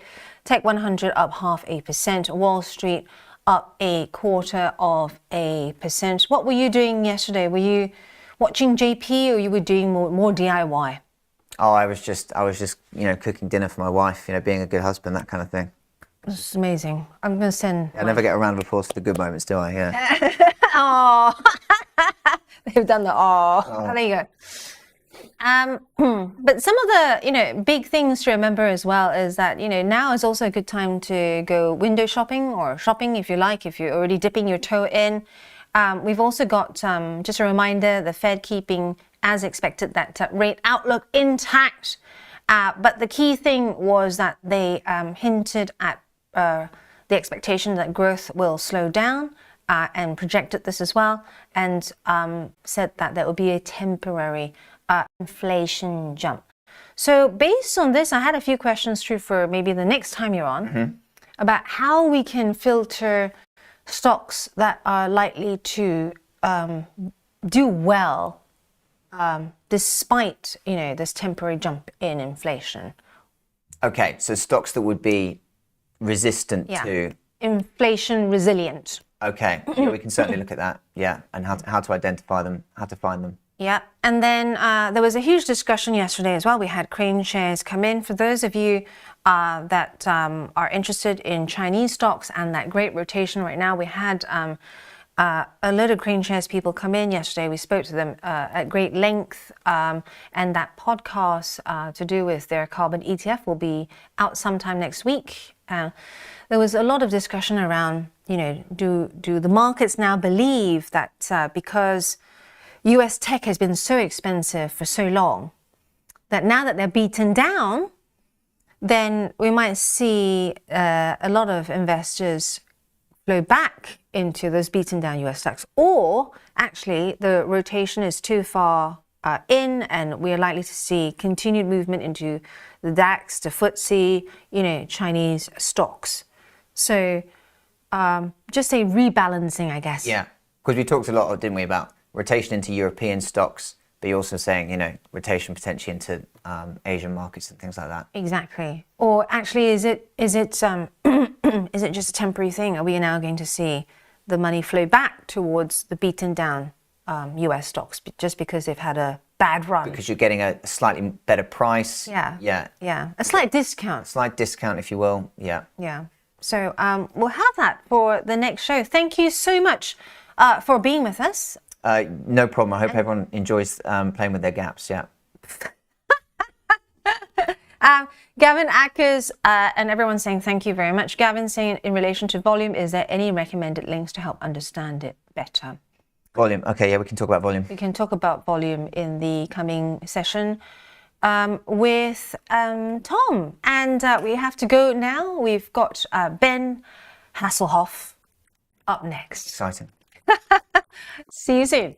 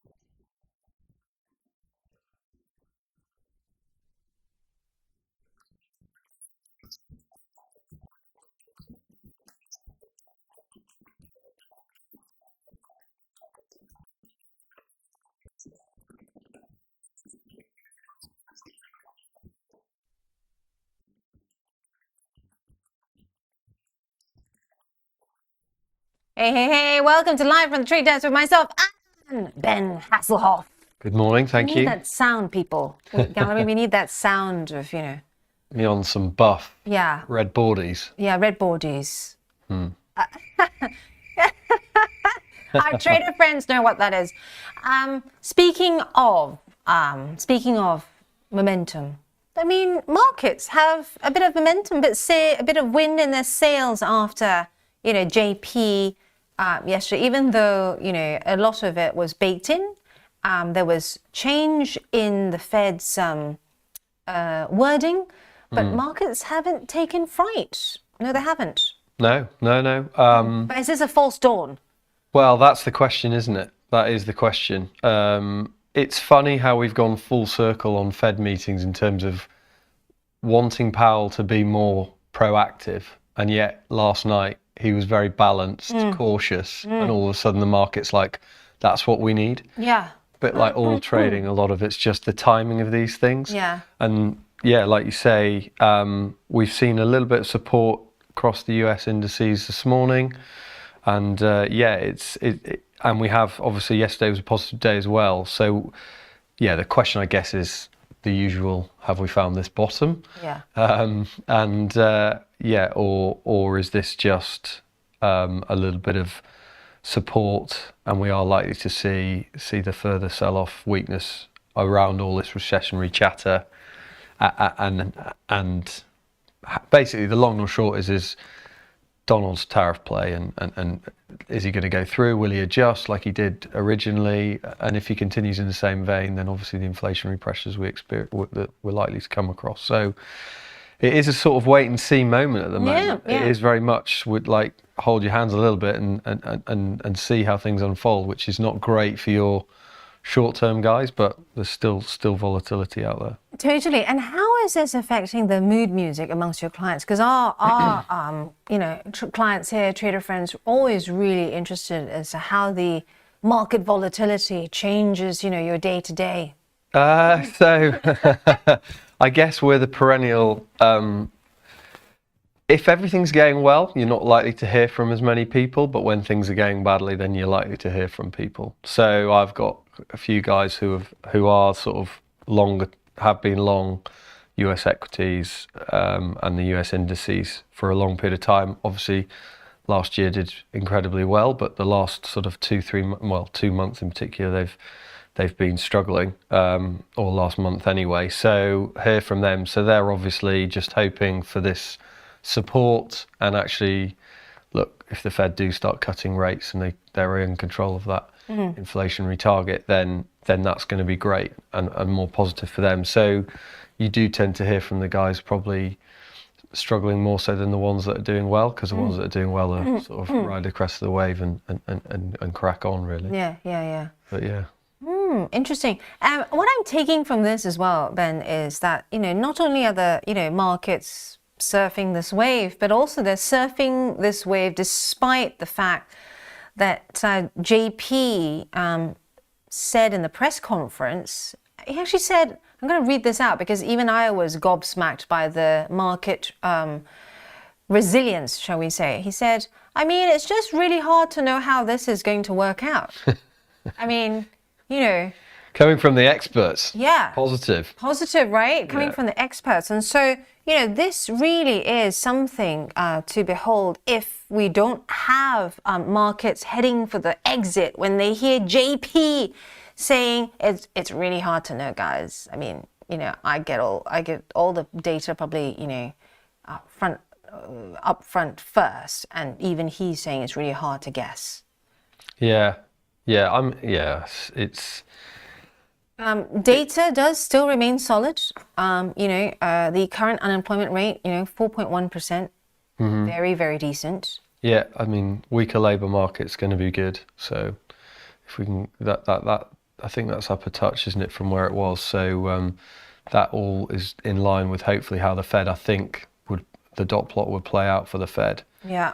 The data's an interesting one. I was chatting to Chris earlier this morning, and he was like, we're putting so much pressure on sort of the Michigan consumer confidence piece, whatever, but that's just 600 people they call. Yeah. It's wild how outdated or sort of like condensed that view is to a few hundred people, but that is shaping the market. So yeah, I think just got to be sort of, I don't know, you can't really take it with a pinch of salt, but you sort of, it is what it is, I guess. Yeah, you could take it two ways, and Isar and I talk about this all the time. One is in trading psychology, is you could take it that because everyone's looking at the same data, then markets are likely to react, quite sensitively to that data. Yeah. Right? Because everyone's watching it. Or you could take the view that because everyone's watching the same data, over time, if it's really volatile, people tend to then start discounting it. Yeah. It becomes less useful. Exactly. Exactly. Yeah. And I have a feeling that if we have the same volatility, everyone, not just you and I, not just our clients, but everyone is going to have a different sort of trading headspace. That's good good for two-way markets though, isn't it? In terms of that's it, like a different approach. Everyone can't do the same thing. So No. I guess it just brings different conjecture, different views and that sort of side of things, which is what makes it go round. Yeah. And we've got this chart up here. Shout out to Chris Beecham, or Beachy Head as I fondly call him, for sharing this. We are looking at March is normally statistically a good month, right? But if you were caught the wrong, if your duration was the wrong period, boy would it hurt, this time in March. But overall, normally it is usually a good month. At the moment, if you look at the perforated line there and the solid line, that gives you an idea of, the kind of skew performance that we're seeing as well. Yeah, like Russell, interestingly, holding up well, outperforming the others, and obviously Nasdaq. Yeah. The weakest of the four sort of indices. But yeah, it's interesting that where are we now? Is that the 12th trading day of the month? Around that time we let bottom out. Yeah. So we're just beyond that now, or are we around that now actually? So I had a conversation with a client yesterday, and he was saying a similar thing, that it normally bottoms out around this time of the month in history, and then we do see this sort of bounce back. But yeah, it's interesting though. March it looks to be a weaker month if we look at obviously the lows down and back to sort of down 1.25%. So I think we are following history as it stands. So whether that's a positive for the bulls, and we take it that way. Yeah. And yeah, I guess, but probably by the end of this week, if we've had another positive day today and tomorrow, we'll have had 3 positive days in a row. So then you may say, okay, right, now we have got that support. Yeah. Now is the time to maybe get back in, feeling a bit more confident. Yeah. So I think it is that wait and see is sort of maybe even just depends how you feel confidence-wise. But actually, if you're following history and the cyclical nature of it, then it could be a good sign. It could be a positive sign, and that's your opportunity. So definitely, that chart's a really interesting one. And bear in mind that history doesn't repeat itself, but it tends to rhyme. And there are some things that you need to consider that will give you positive skew as well. So we are seeing the small caps slightly doing better, right? We are seeing that this whole rotation play is still ongoing, and whether it sticks or not is a different matter altogether. But the FTSE and the DAX have been beneficiaries. Yeah. HS50 also, one of them. Had great sort of like debate yesterday as to whether or not this flow will continue, because back in the day before Trump 2.0, there was always even amongst institutional and retail investors, so both ends, that we're not going to put money into, let's say, the Chinese techs, because the US techs have been doing so well. Yes, they're expensive, but they've been doing so well, so there's less there's less risk there, and so the money's been flowing there. Now that they've been beaten down, there has been money flowing into the Chinese techs. But the question is whether it sticks, or are the US techs now so beaten down that actually they're kind of both at the same level? Yeah, I think a lot of it is the valuations, PE ratios, and obviously the US tech was trading at such high multiples for a long period of time, whether that was sustainable, and basis where we are now, it wasn't. So the question then lies are there opportunities to pick up better value, and actually that their PE ratios may increase and you may start to see them balance out like the Chinese against the US. And that's obviously why we've seen people moving into the hand saying the DAX, all-time highs, FTSE, because earnings-wise, they are a lot cheaper. And the opportunity's there. So they're basically just, it's the cyclical nature, isn't it, of trying to find the next big grower or the faster grower than that. So I do think it makes sense. And China with the DeepSeek and that coming to the market slightly later, whether there's more to come. So that market hasn't grown quite as quickly as the US, but whether they can catch up. I do think there's opportunity there, clearly, but that makes sense in terms of how the markets are behaving now. See, my play on the whole DeepSeek thing is I don't think I'm not clever enough to pick the winners in that field, but I'm going to count on the fact that whatever comes out, whoever wins that race, are going to need lots and lots of data centers. So that's the play that I've chosen to take. Speaking of that B word that we keep mentioning the last few weeks, bottom. 2 Mondays ago, I said it 15 times in a day, bottom. Whacking this chart up, stocks have bottomed in mid-March, as we were talking earlier, in the past 20 years. Yeah. And so this is a great chart here because it does show you the rhyme, right, that we were talking about. Yeah, absolutely. Okay. Yeah. You can't, I don't want to pin your hopes on it or everything, but there's enough evidence now that March tends to be sort of that leveling out, and then the rest of the year you come back, and that's 20 years of data, and you're yielding sort of about 10%, just shy of 10%, basically over the next sort of 9 months. Trump 2.0, I think there are some similarities between his first presidency in terms of the market behaviour to now as well. So you can cross-reference that. But yeah, I mean,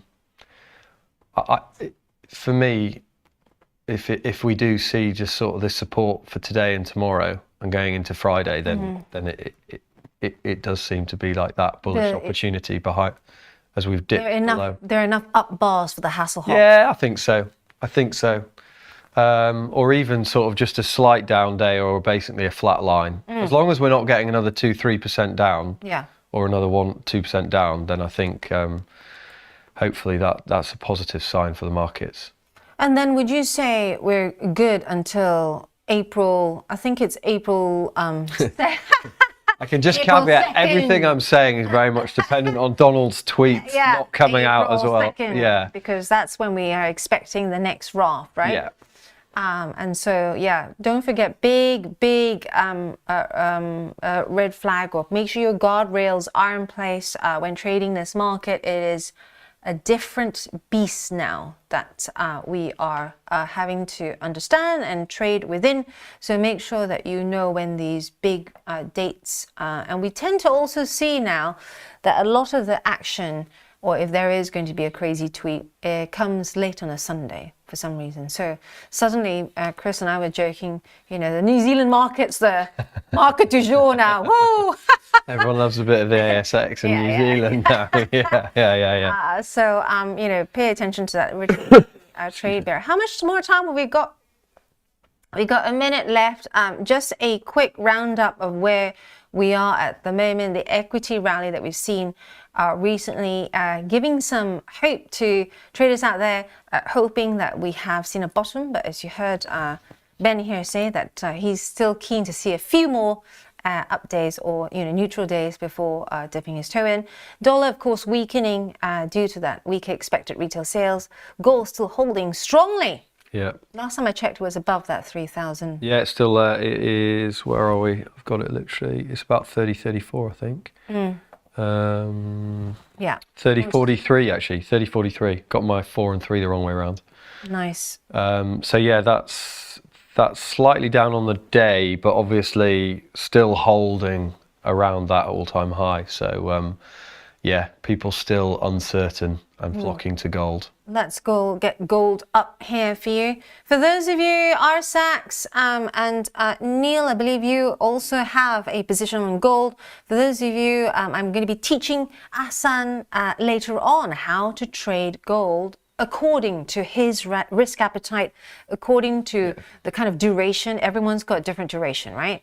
So he's going to be with me at 10 to 10:30, so be sure to tune in for that. It's been an absolute pleasure. Short and sweet, I like it. Very good. Yeah, having you on. Thank you. What's the rest of your day looking like? Busy. What am I? No meetings today, client meetings or anything. So just outbound on the phone, keeping busy. Nice. Any sport at the weekend? It's now lighting up. No, I'm rugby, and obviously Six Nations finished last weekend, so I'm distraught. But yeah, no, it's international football weekend. You're going to Greece, Scotland, aren't you? Sorry. Well, I thought I was going until I realised I was going to gate crash my friend's. He was going with his dad. I thought it was just him. Then I thought, oh, maybe I'll just stay Family out. affair. Yeah, You don't want to do that. Yeah. Good stuff. Tonight's also the awards for the ETF annual ETF awards night. Oh, so you got on a BNO? Yeah. Big night out. Big night out. Not as big as yours, because he came in with some glitter on his. I would love to. I'd love to say I've been partying hard, but unfortunately, that is my 3-year-old daughter. So I've been partying with her. Yeah. All right. Well, I look forward to welcoming you back on again, and we'll catch you on the floor. Thank you so much. Yep. Thanks, See you right Angeline. there. Thank you.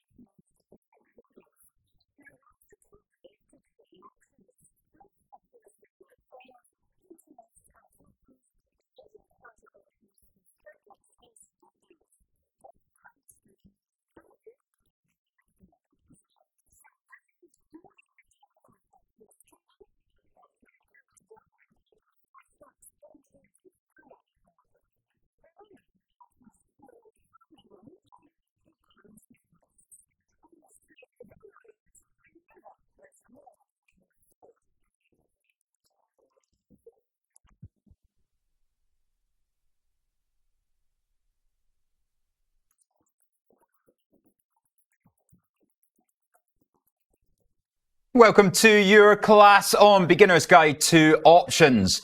Now, yesterday we went through delta, right? Now, delta, if you don't get delta, you don't get options.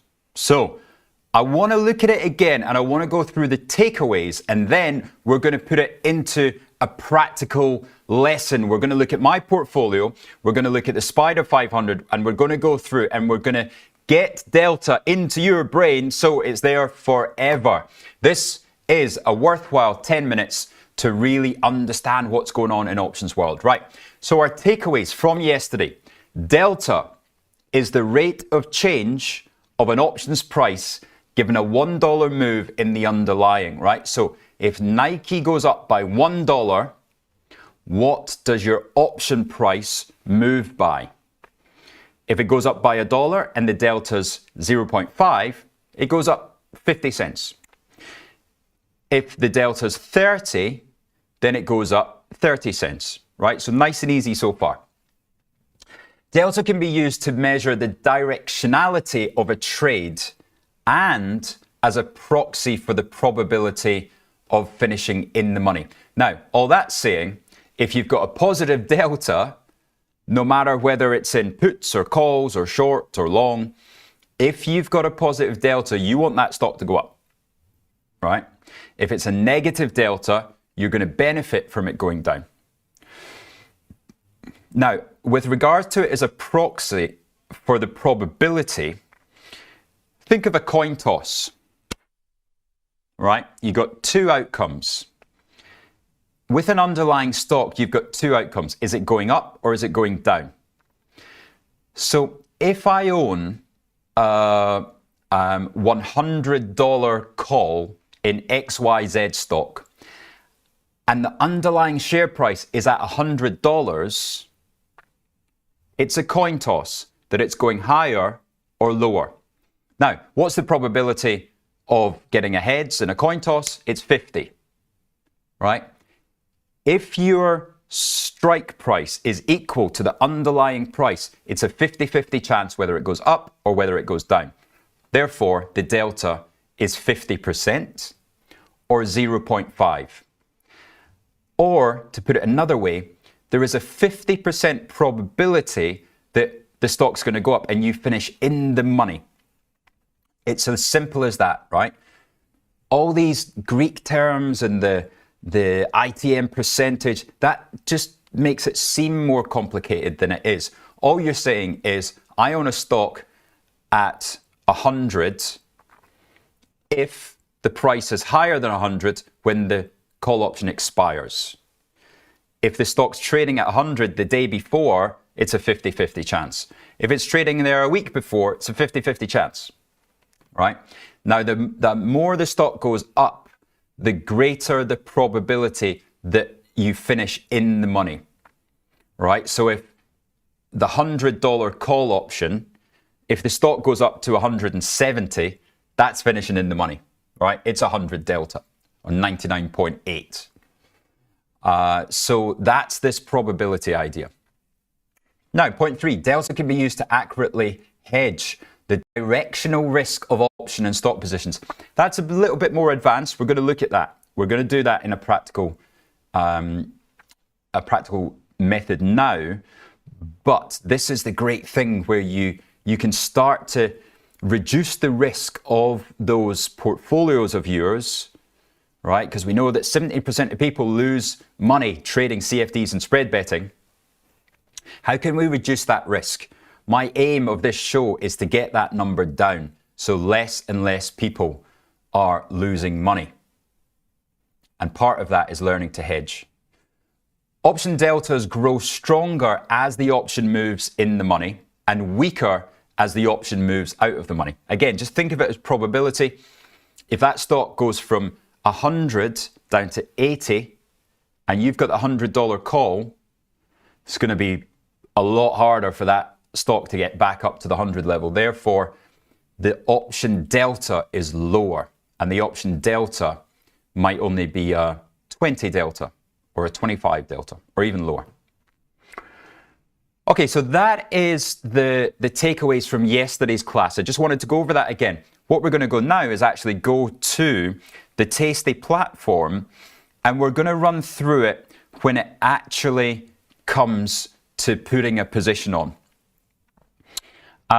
Let's start in one we all know and love, the Spider 500 S&P, and we're going to look at the March expiry, which we know is 1 day away, right? Tomorrow, this contract expires, the monthly March contract. Now, we can see the delta across here, right? That is my delta column, 0.25, 0.31, 0.38. And then we look at this yellow line of at the money, and we can see it's somewhere between 45 and a 49 delta. Okay, so it's that 50-50 chance, well, almost, you know, give or take a 0.03. But it's a 50-50 chance that we finish in or out of the money on that delta. There you go, 46 to 50. And also, on the other side, the call side, right? If I was going to buy a call, then you are seeing a 50-50 chance. Now, if we were to trade both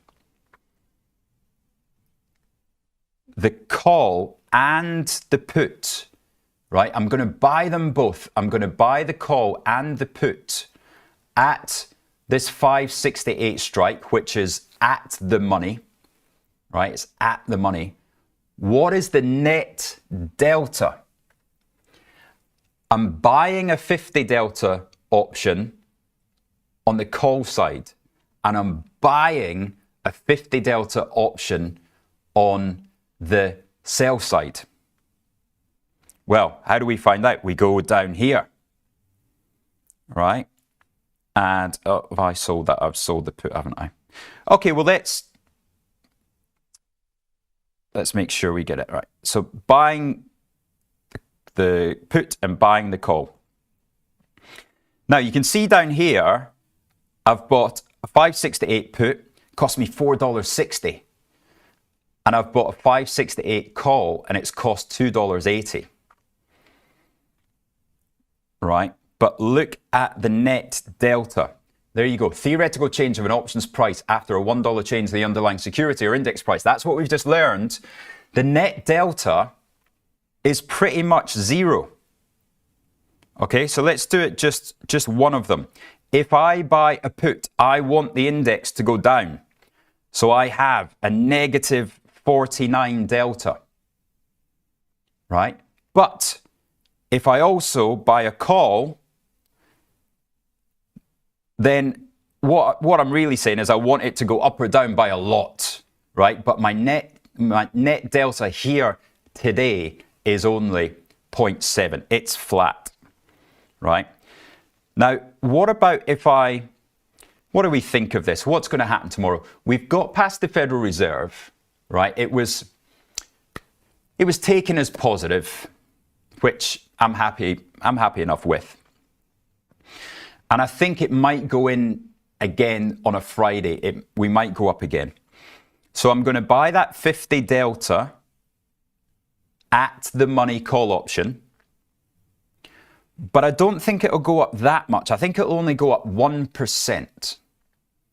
Right? Now we know 1% is roughly, well, let's take it as 574.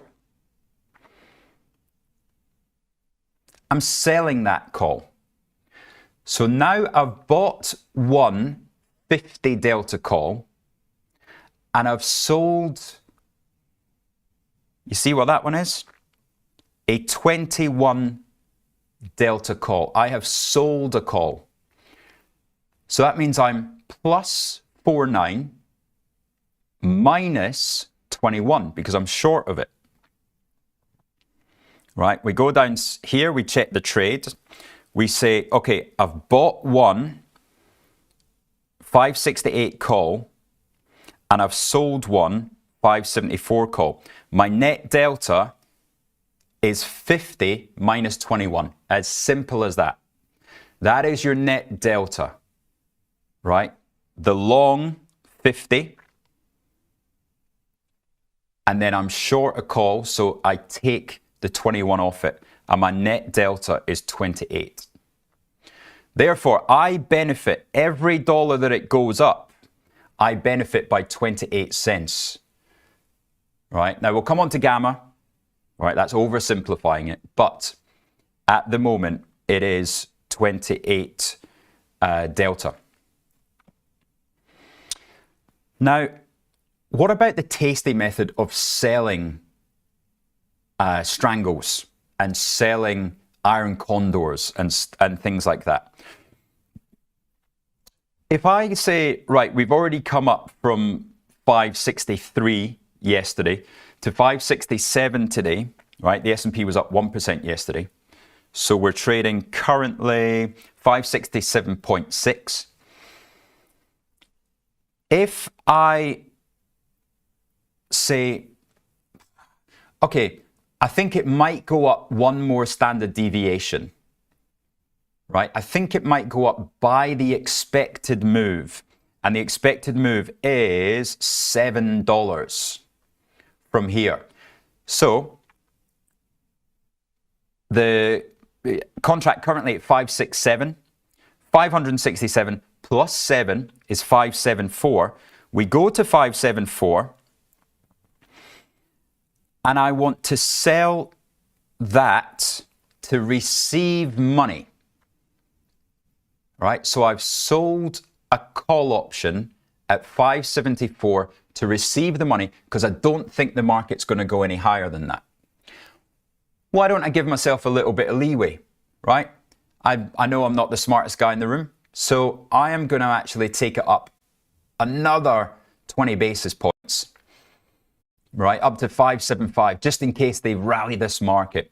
And I'm going to sell this this call option. Now, that is a 16 delta call option, right? Now, it's 16 delta because there is only a 16% chance that the market gets up to that level. And that's because it's one standard deviation away from, and that gives you the expected move, right? So 16 delta is where, in Tasty World, we like them odds, right? Now, what if I think the market won't go down by that much as well? I can go down here because I've received 60 cents for selling that. Now, that's only about 12 basis points. It's not that much, as it's not great. But I really don't think the market's going to go back down to where it was by, below the Fed. So I'm going to also sell the 16 delta put. Selling the 16 delta put gives me another 90 cents at 557. Right, now these will have changed by the time that the market comes online. So that 16 delta is probably going to be like a 559. Right, so it's more like, but it will be for 90 cents. So we'll leave it as it is for now. What's that giving me? That is giving me as plus 16 delta for selling the put, right? Because remember, if we sell a put, we're getting positive delta. If we sell a call, we're getting negative delta because we don't want the market to go up. If we are short a call, we do not want the market to go up. It can go up to our level, but we don't want it to go through our level. So therefore, we are happiest with negative delta. So we're negative delta when we're short calls. When we're short puts, it's the opposite. We do not want the market to go down because we are short puts, and we don't want to get put on because that's when we lose money or risk losing money. So therefore, if you want the market to go up, you've got a positive delta. Now these two also cancel each other out because that's a 16 positive and a 16 negative. Therefore, once again, our net delta is nothing really, -1. Right, so these are all this is how you do your kind of portfolio theory of putting it all together. Now, if I look at something like Deckers, this was what I was talking about, the practical lesson. We are going to take today is going to be Deckers, which a little birdie told me Monkey Man got involved yesterday, picked up a little bit of stock at 118. I have 200 shares of Deckers, right? Now, what is the delta of being long shares? Right? Delta 1. Therefore, I am long 200 delta because I'm long 200 shares, right? There it is right there. Shows you in this column. There's a 200 delta, so a plus 200. Then I'm short some calls, minus 86. I'm short puts that are way in the money. So, right, so I'm short puts. What is that? Is that positive or negative? I am short puts and the market, the underlying price has gone through that level. It's positive delta because I'm going to end up owning that stock by the looks of it. So that's positive delta, right? And this is over here, 167. Now, if I'm short 2 contracts and the total, the sum of those deltas is 167, what is the delta of 1 contract? Half of it, simple, 84, right? So the stock's at 119. I'm short the 135 puts, so way up there, way above my head, right? That contract has an 84% chance of me losing money on it, or finishing in the money, I should say. Therefore, it's 2 times 84. That gives me 167. Then I am short some puts. That gives me more positive, but I'm also short calls, and that gives me a negative. You sum all those up, and you get to a long position of 293. So that is my net delta on Deckers. I want Deckers to go up because I am a very much positive.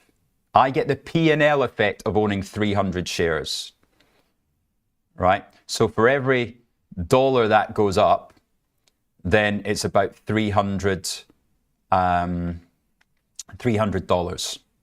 And you can see yesterday it went up quite nicely and I made 1,500 on it.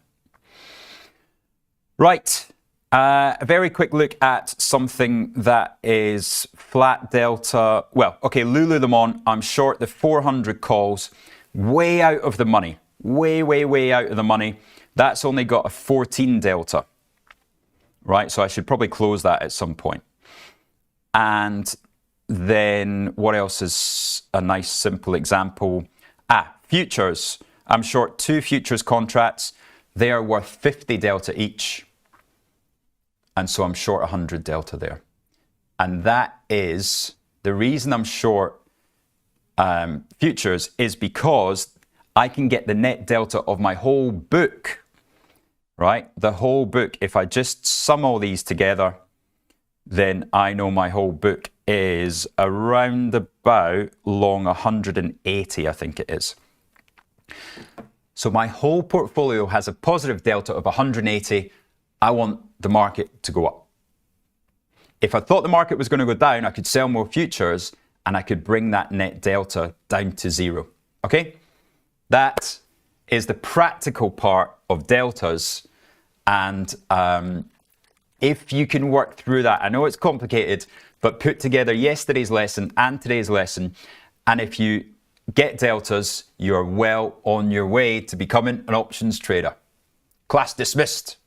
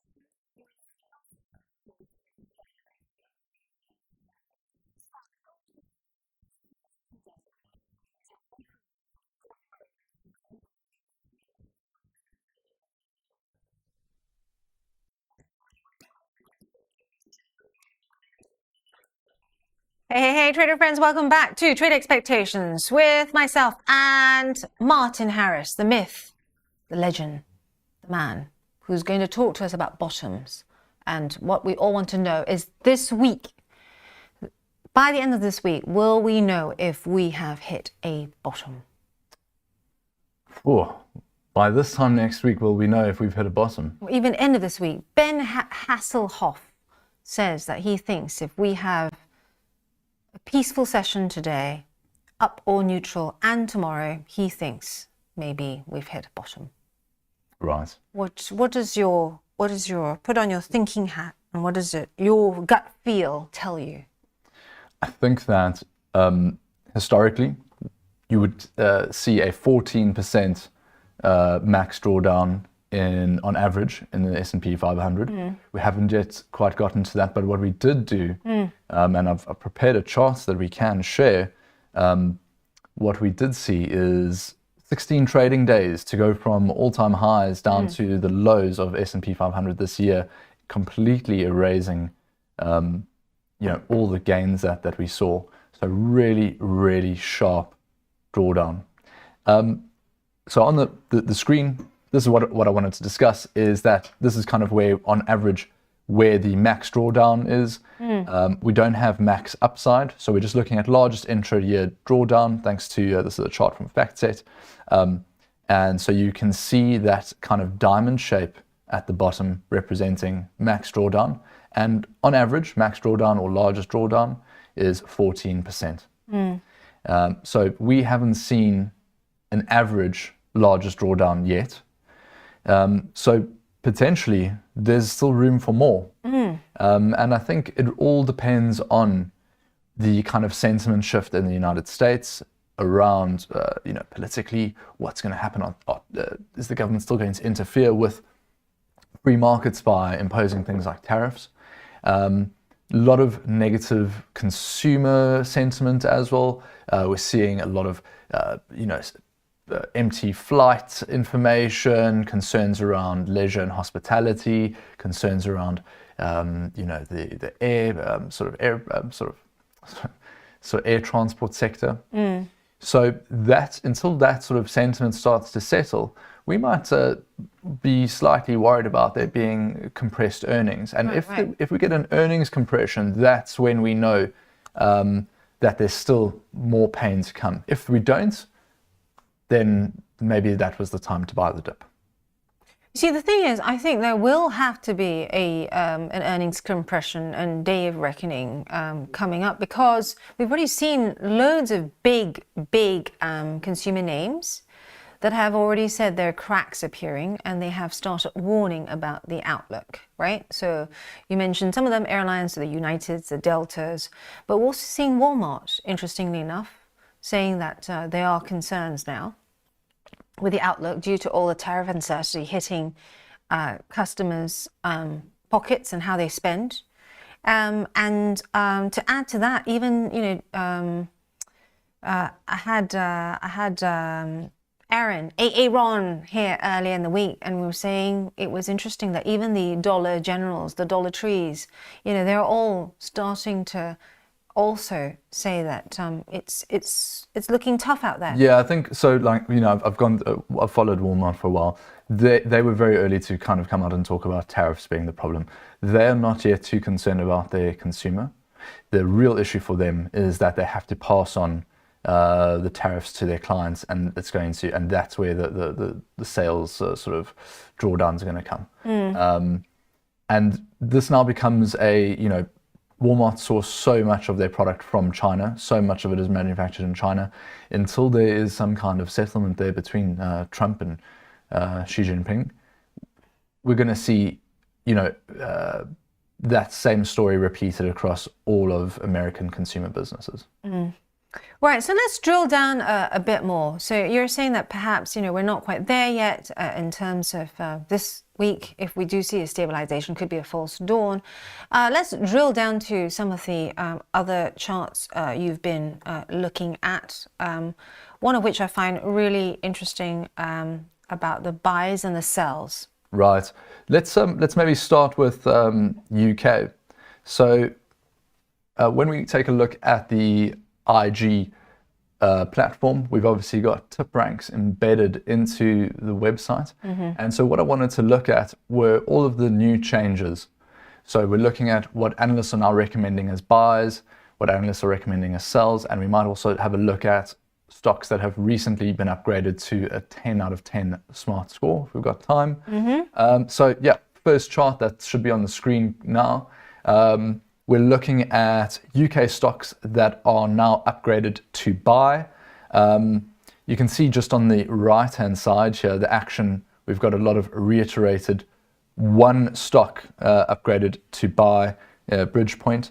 But, generally, we've got Shell coming up twice, BAE Systems, Rio Tinto. So a lot of these, we're looking at the resource sector and we're looking at defense.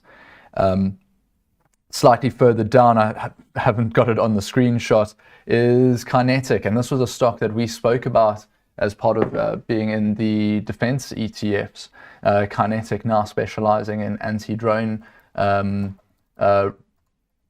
automated sort of robotic systems for they've got a new product which shoots out a 90,000 watt laser and can basically zap a drone out of the sky. They put out results quite recently, and the share price dropped 20%. I know. I was also slightly perplexed by that, because they are very specialized in their field, and also that reaction felt a bit overdone. Yeah, that's right. So I think, look, what has happened is that Kinetic, the analysts believe, have fallen back into value territory. The concern is with a company like Kinetic, they've come out, I'm just having a look at the article from the FT on them here. They said they had tough near-term trading conditions. We've spoken about this. This has probably been the best time period to be in defense sector innovation. In a long time. Because there's so much spending in that space and everyone wants to get a part of it. Yeah. How does a company come out and say that the trading conditions were tough? So most likely they've had some issues in actually production delays. And that's really affected them. So now that the stock is back at a historically kind of stable level, they look like they're entering value territory again. If they can get this right, if they can deliver on these defense contracts for anti-drone technology, that's where we could see catalyst to the upside. Let's work up the stock there for all you trader friends to show you the huge slam down that we saw on Kinetic there. The shares plunged by a fifth due to the contract delays by UK and US governments. However, it has then resulted, this is a daily chart there, has resulted in other down days, other down sessions there, but seems to have found something of a bottom or support around the mid-February level. Let's take a look at some of the other names on your list then. I saw Shell somewhere. Oh, I've just dropped it off. So it was Shell, Rio Tinto. Glencore as well. Glencore. So you've got, multi-resource and diversified commodity businesses that are popping up as buys. looking at the United States, having a look at the buys that have been brought into place. So these are all from today. Having a look right at the top, Amazon, Zillow Group, something that's quite interesting. So you've got, potentially US heading into this kind of consumer recessionary area. However, we're seeing an uptick, very small uptick in home buying, and that benefits a company like Zillow, basically acting as the middleman and helping the real estate sort of complex move forward. What's interesting about Zillow Group is that it might be a hunt for, this might be a discount trade as well, because their shares have actually been battered recently. This is partly to do with the weak consumption, as you mentioned as well, weak demand for houses. But do you think that maybe this buy rating by Nicholas Jones here is really a fact that it's been beaten down so much that now it looks, looks attractive? Yeah, Zillow face a number of legal challenges as well, where I'm not fully up to date with all of the details, but they were engaging in anti-competitive behavior, and they were giving kickbacks to real estate agents and for various reasons, and so stuff that was not considered appropriate. So it's been a troubled business, and I think post-COVID or during COVID just had this extreme valuation that's completely fallen away. So it's not one that kind of going into online classifieds and property sector is not necessarily a sector that I follow, but yeah, it's one that has picked up. Interestingly, at the bottom there, we've got stocks that we do likes of Tencent.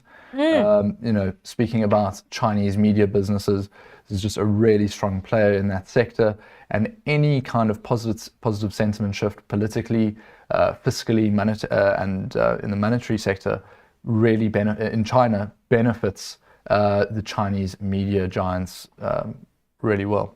Did you know that in terms of Tencent's research and development, it has something like an unbelievable figure, if I remember correctly, something like 50% of its employees just on research and development. And it's not only got this strong presence in robotics and fintech, but also AI. It's just, which company have you come across that has got 50% of staff in research and development? IG. No. Clearly. 50% of the staff are in the studio. Yeah, exactly.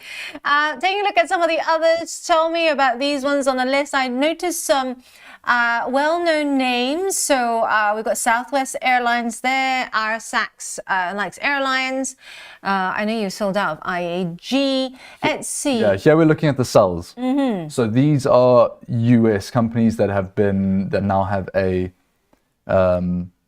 sell attributed to them, all brought in either today or yesterday, and pretty much following, in general, if we look at these, kind of this weaker consumer in both just personal goods as well as the leisure sector. So we're seeing the likes of Vail Resorts up there, we're seeing Southwest Airlines, and we're seeing Etsy, on the kind of online consumer goods side. So that's where that sort of trend has come through around the weaker US consumer with these sell recommendations. So yeah, something just for clients to be aware of. APA, I noticed you got that at the bottom as well. It's to do with oil, isn't it? That's right. It's a mining and exploration business. The only news that we really have out of that business is that they have quite recently laid off 15% of their workforce. Oof. And relatively small business, less than 500 employees, and they're looking to downscale. So some concerns there around as Trump looks to deregulate sectors, drill baby drill, you have oil and gas drilling explorers laying off workers. Interesting. Speaking of which, I've caught up with some lawyers for U.S. firms as well, and they're saying that it's quite a minefield at the moment because apparently Trump's doing something to change the legal system there, so that lawyers can't actually take leaders to court. There was not enough time to delve a bit deeper, and they all look quite distraught, so I thought I'd leave it, given it was a non-work event. Right, so what does this one show us? Now the last one that we've got, these are Antofagasta, copper. yeah, so here we've got the UK market, and these are the latest sells that have been brought in, and you can probably take us through these. So a lot less to be selling in the UK than in the States. Yeah. Interestingly enough, Shillon from HSBC has a 16% success rate, so take that with a pinch of salt. Interestingly, This could be the one. This could be the one. Interestingly, Phoenix Group is in that list as well. Sell at 5.15. And this is, are you familiar with Phoenix Group? I'm not familiar with Phoenix Group. They are a bit obscure, but they're the UK's, believe it or not, UK's largest long-term savings and retirement business. And they have had quite a bit of a spike recently. It shares heading up to highs not seen since mid-September. And so this one is a really interesting company because it's been slow at growing, but actually it's made big strides. Just having a look, there might have been, yes, good earnings earlier. And this is they also sell insurance. And they came in with an annual profit, adjusted operating profit guidance. They raised it, this is for 2026, to £1.1 billion from 900 million. Also saying its cash generation guidance was going to rise from 4.4 to 5.1, and the group continues to generate strong capital generation, and there are no pinch points towards paying progressive dividend. Its progressive dividend policy. Hope Richie Rich is listening to this because he does like a dividend play as well as a buyback. Right, so what was the third one? Vistry. That one's not one I have traded, but is that a sell? That's a sell. This is the house building I mean, it company. looks like HSBC then on, or that was Barclays on Phoenix are trying to time the maybe a top there. Yeah, maybe Vistry. Yeah, maybe they've. Oh yes, formerly Bovis Homes Group. Yeah. So this is the British home construction business. Exactly. Yeah, they keep changing their name. Change name, but look, it doesn't seem to have made any difference. Vistry is, really a share price in pain there, and this is the leading provider of multi-tenure homes, and they also have a business-to-business brand. What's also interesting? They look like they are going through a bit of a distressed turnaround at the moment. Yeah. Could get this right, and maybe the share price could pop. Yeah. Don't have any sort of juice on this business, unfortunately. I don't have any intel either, except that I'd be very surprised if it pops anytime soon because the UK housing market is still very much in the doldrums, unless Rachel Reeves can pull a rabbit out of the hat quite soon. Right, we have to leave this there, but thank you so much for being with us, and always a pleasure. I like the new cheering. When did you get that? Oh, I think a couple of weeks ago. But we're also, as we all know, going to move to a new website soon. So reminder there for those of you who haven't gone to that site to make sure that you're all signed in, ready for April 2nd. I think it was Gavin Ackers as well that asked, all these good options trading beginner pieces. They will also live on the new site, so you can easily assess them and watch it whilst you're having dinner. And so we'll let you know as soon as it hits the platform, but stay with us because we have Asan coming up next to talk about trading gold. He's going to learn about trading gold with me.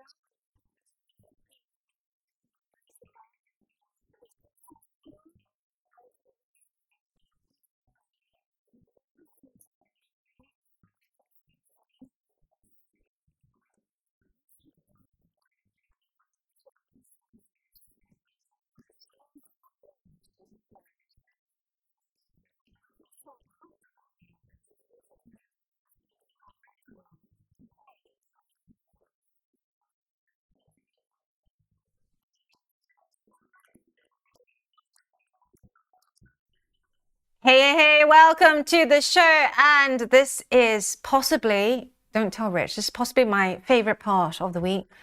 Mine too. Because we have been talking about this for such a long time, trading experiences with us, and we've finally made it happen. And in the last series of this series, the first last week, we talked about your background, what you do here at IG, How I got into it. yeah, how you got into it, how you used the products. I found out there's a term for it. It's dog fooding.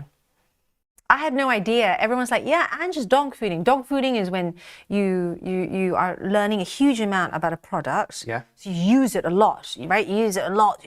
And I also use competitors' products to find out what they're doing differently. Are they giving me more push notifications? Are they giving me more alerts? Is there more automation to be had, right? With the stops, limits. And so everyone looked at me and went, yes, but specifically when you're using your own products, so the IG platform a lot, that's called dog fooding. That's Okay, that's a I didn't know thing. that existed as a term. All right, developer you learn thing. something new every day. I learned that today. Yeah. Also, the other new thing that I learned today is that we have a new nickname for.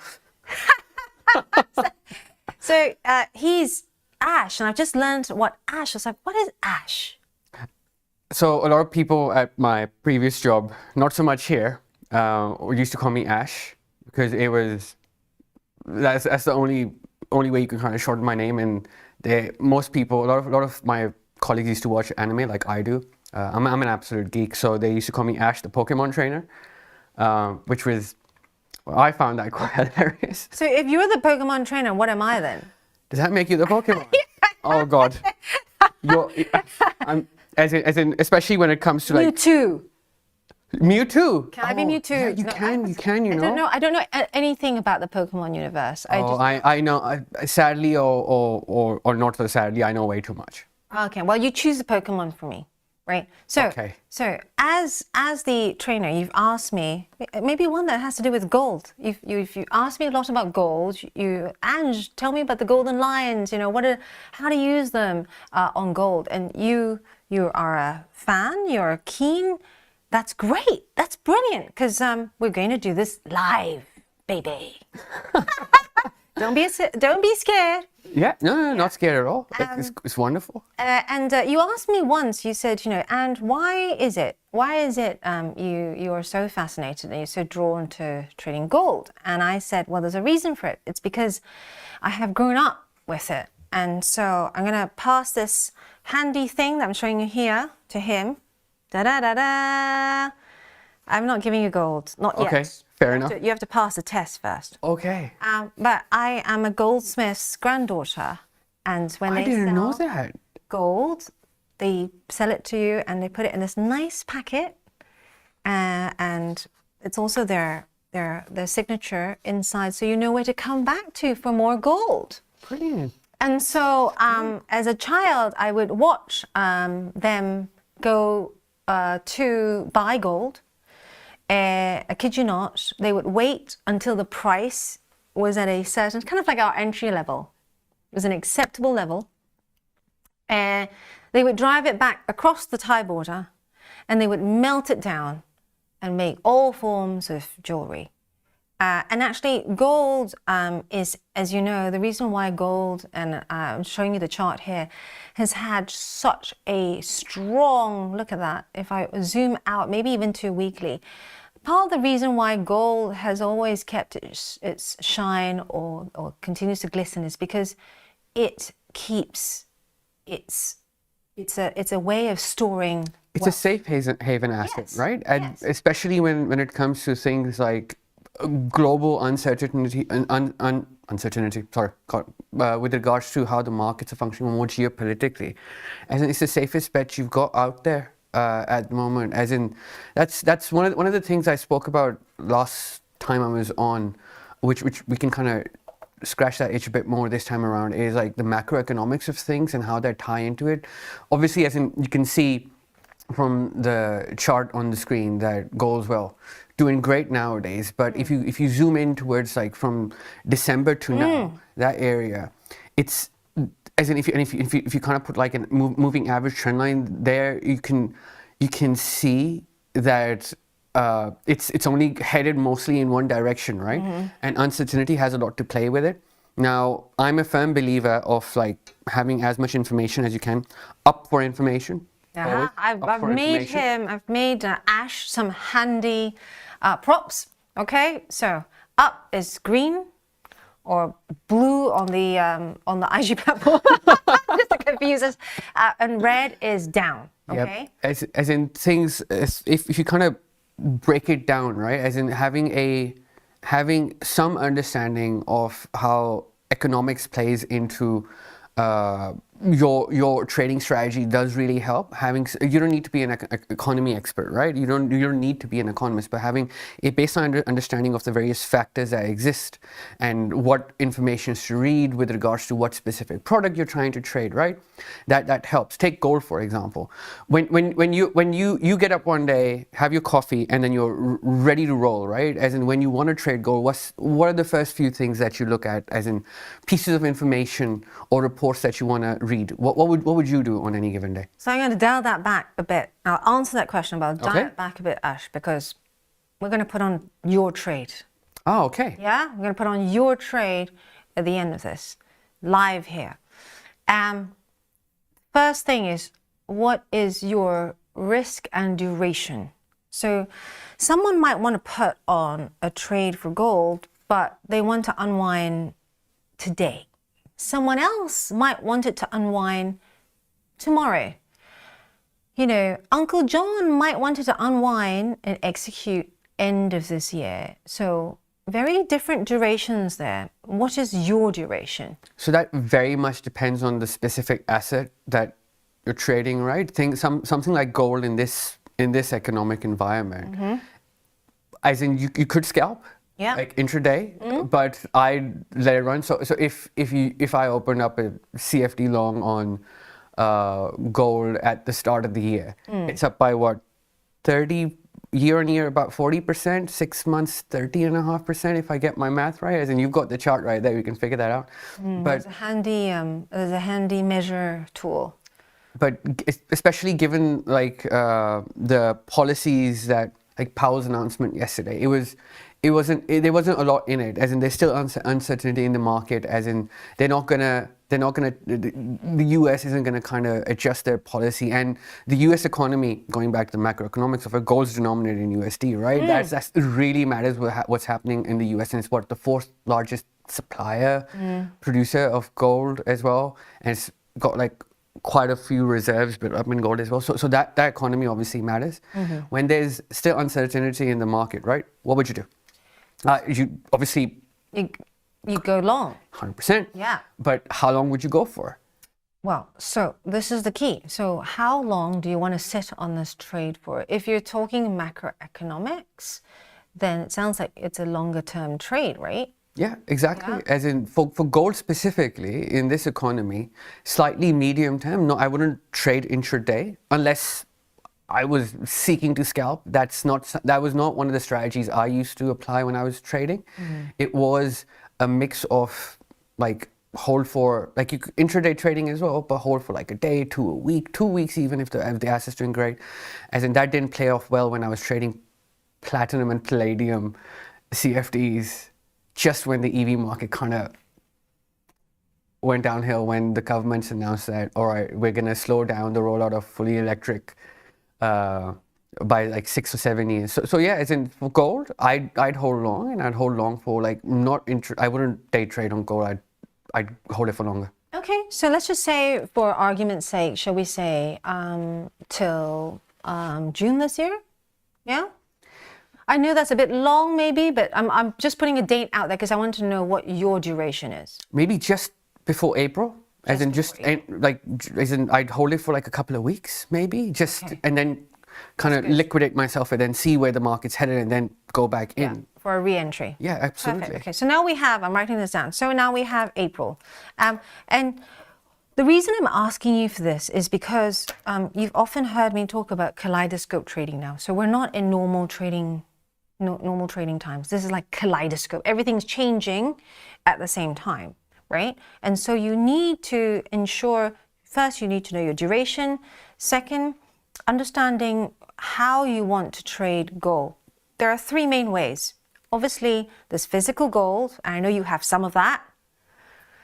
Ash is very, very wise. Whenever he goes on holiday, he does this thing where he buys an actual physical coin. Yeah. And then, yeah, I'm not going to tell you where his address is. It won't be there. I checked. Oh, it's not there, no. But that you've already done that. Then there are gold-related company shares, right? So you can buy the miners, or you can buy gold ETFs. And of course, there is the spot gold, right? And so spot gold is probably my favorite form. It's, it's liquid, you can come in and out. But also, what I like about it is that you can really see, I've always got my volume up at the bottom. What I'm looking for is it doesn't suddenly surge and you don't suddenly see it taper off. There are also two things to keep in mind at the moment. Gold is now not just a safe haven, but when the world falls out of crypto, gold tends to benefit. So do you bring up your red or your... No, very much. Yeah, okay. So my next question I'm going to ask you, because you're going to remember all this, is that when inflation, and we all know that it's Trump 2.0 now, and we're likely to see April, I believe early April, more tariffs come into play. That means potentially more inflation, right? The risk of inflation, rising inflation goes up. So hold up your prop. Which way do you think gold prices will go? So inflation goes up, economy slows down. Yeah. Generally speaking, Yeah. kind of dumbing it down a bit for myself. Yeah. Uncertainty goes up. Yeah. Weakening economy, gold prices, only one direction, yeah. Applause, everyone. This Pokemon trainer is very clever. Very clever. You see, you don't need me. You don't need me, right? So in that respect, then you have this already in your mind that it is potentially going to remain in trend, which is up. Now, the last bit is perhaps the trickiest. Entry point. Exactly. And because we have just passed that 3,000 level, that was a huge psychological level, right? Huge. We've been waiting for ages. I mean, I feel like we finally got there, but from October last year, I was like, come on, I think you called it as well at that time, right? You say it was what, other side of 2900 it's gonna go? Yeah. And Frank Caberna was like, nah, I think it's gonna be like, I was like, come on, girl, come on. We finally got there, and I think there's now enough momentum to keep it solidly up there for a bit, right? Until we get to that April figure. So when you say you want your trade until April and then take a re-entry point, I would suggest doing it before Trump. I think it's April 4th. Just for safety, right? Lots of people hang on and go, I wish I didn't. Right? We've been all been there. Oh, I thought it was going to go my way. No, it didn't go my way because, all bets are off now. So make sure you got your limits. If you can't be at your computer, let's say IG is working you too hard during that time, no one ever made a huge loss coming out early. Okay? Sometimes I put a take profit, but I know that I've got a dinner or something sorted and I won't be able to look at it. I know everyone says, oh, just wait till. But it's Trump trading times, kaleidoscope trading. So take it off and you're not going to kick yourself. So is that on your screen? That's like the moving average line, I imagine, that you've got right there, right? So today, if you were to place a trade, would you go long or would you go short? At the moment, I would wait for it to come back down because can you see it tends to come back down? Just breaking into the conversation because everyone is going wild at the moment in the chat. Market seems to be selling off at the moment, showing you, my goodness, what a difference there. Maybe it was you, Ash. We did have stabilization earlier on, but not anymore. Look, the Tech 100 down 0.75%. Germany 40, is now down almost 2%. They're getting hosed here. US 500 down 2/3%. What did you do, Ash? What did you do? It wasn't me. You asked for an entry point. What happened? No, but that's what I was gonna get to, right? Yeah, NATO ETF, Boyce the Voice, chiming in. Let's check on that. NATO ETF says down 3%. Having a look at that as well. 2.5% now, but boy, that is painful. Having a look elsewhere in the universe as well to check to see. Let's have a look at the all sessions as we speak, because we have that all open now. And let's have a look at the losers first. JD.com down 4.9, almost 5% there.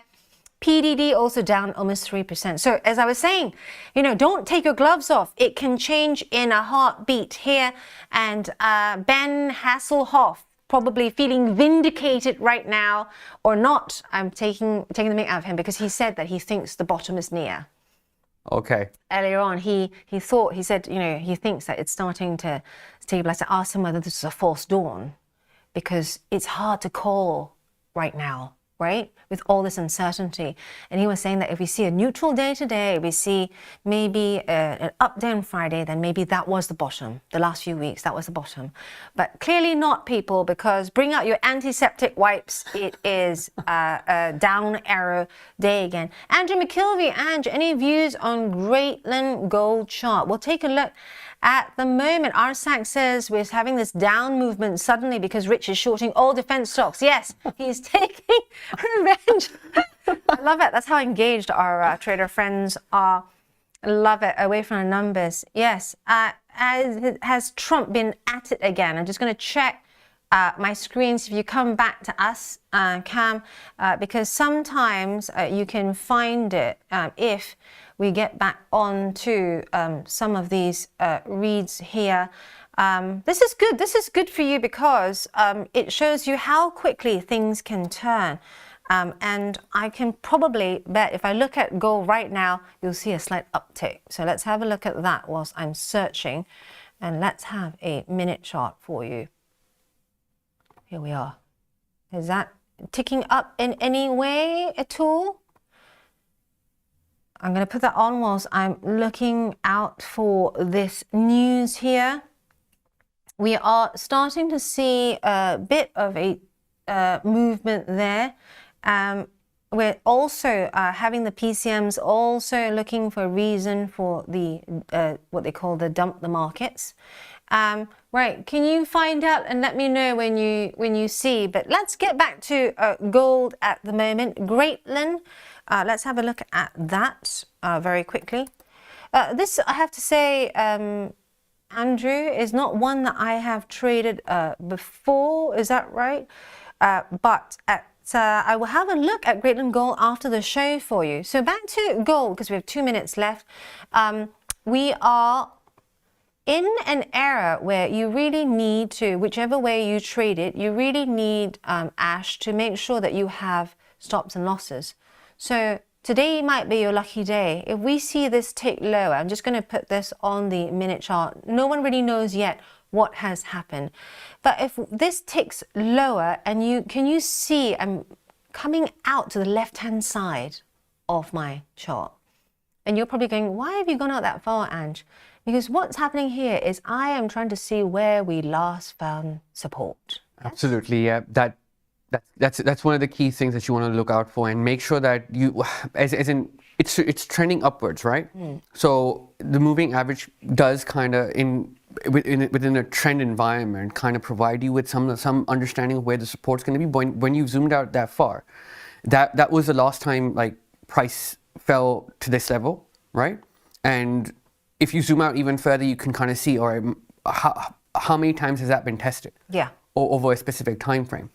Well, once before, right? Now that's when you kind of need to make a call and zoom back in and see if you want to like, if you're not investing long term in, if you're not holding physical gold or one of the two of the three methods that you called out, right? The miners, and if you do want to trade spot, then you kind of need to establish that under that a support and resistance line, but in a wider time frame than a smaller one, and keep zooming in, depending on going back to the risk appetite thing that you said, right?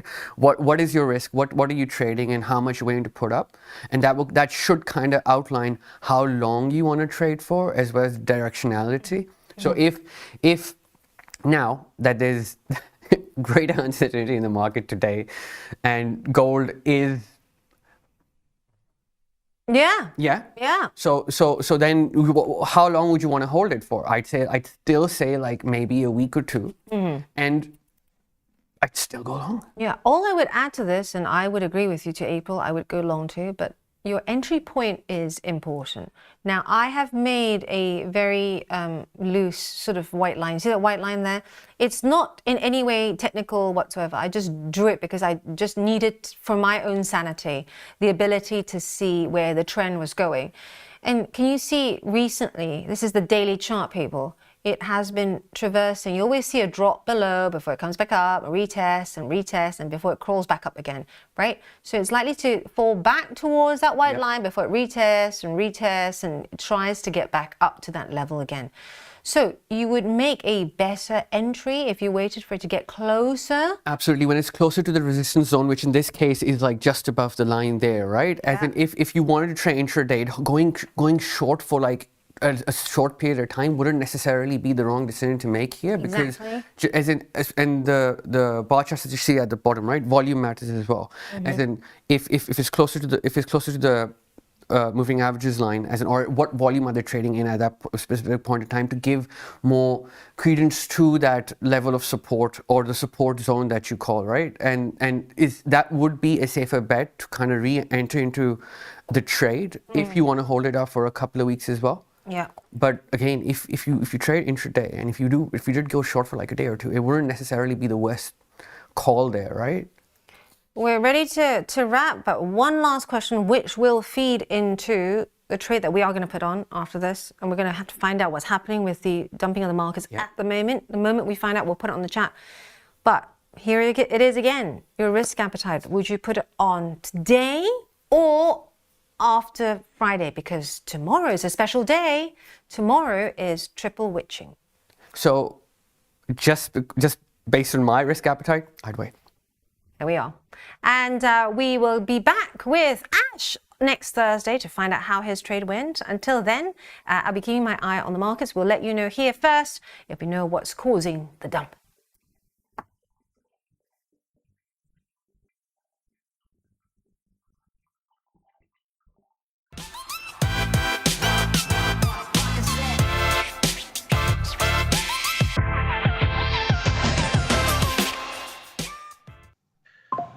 We are back. This is Overtime. Ilya Spivak here from San Francisco. Dylan Radigan from, I think, still someplace in New York. Thomas Westwater sitting in for Chris Vecchio in Chicago.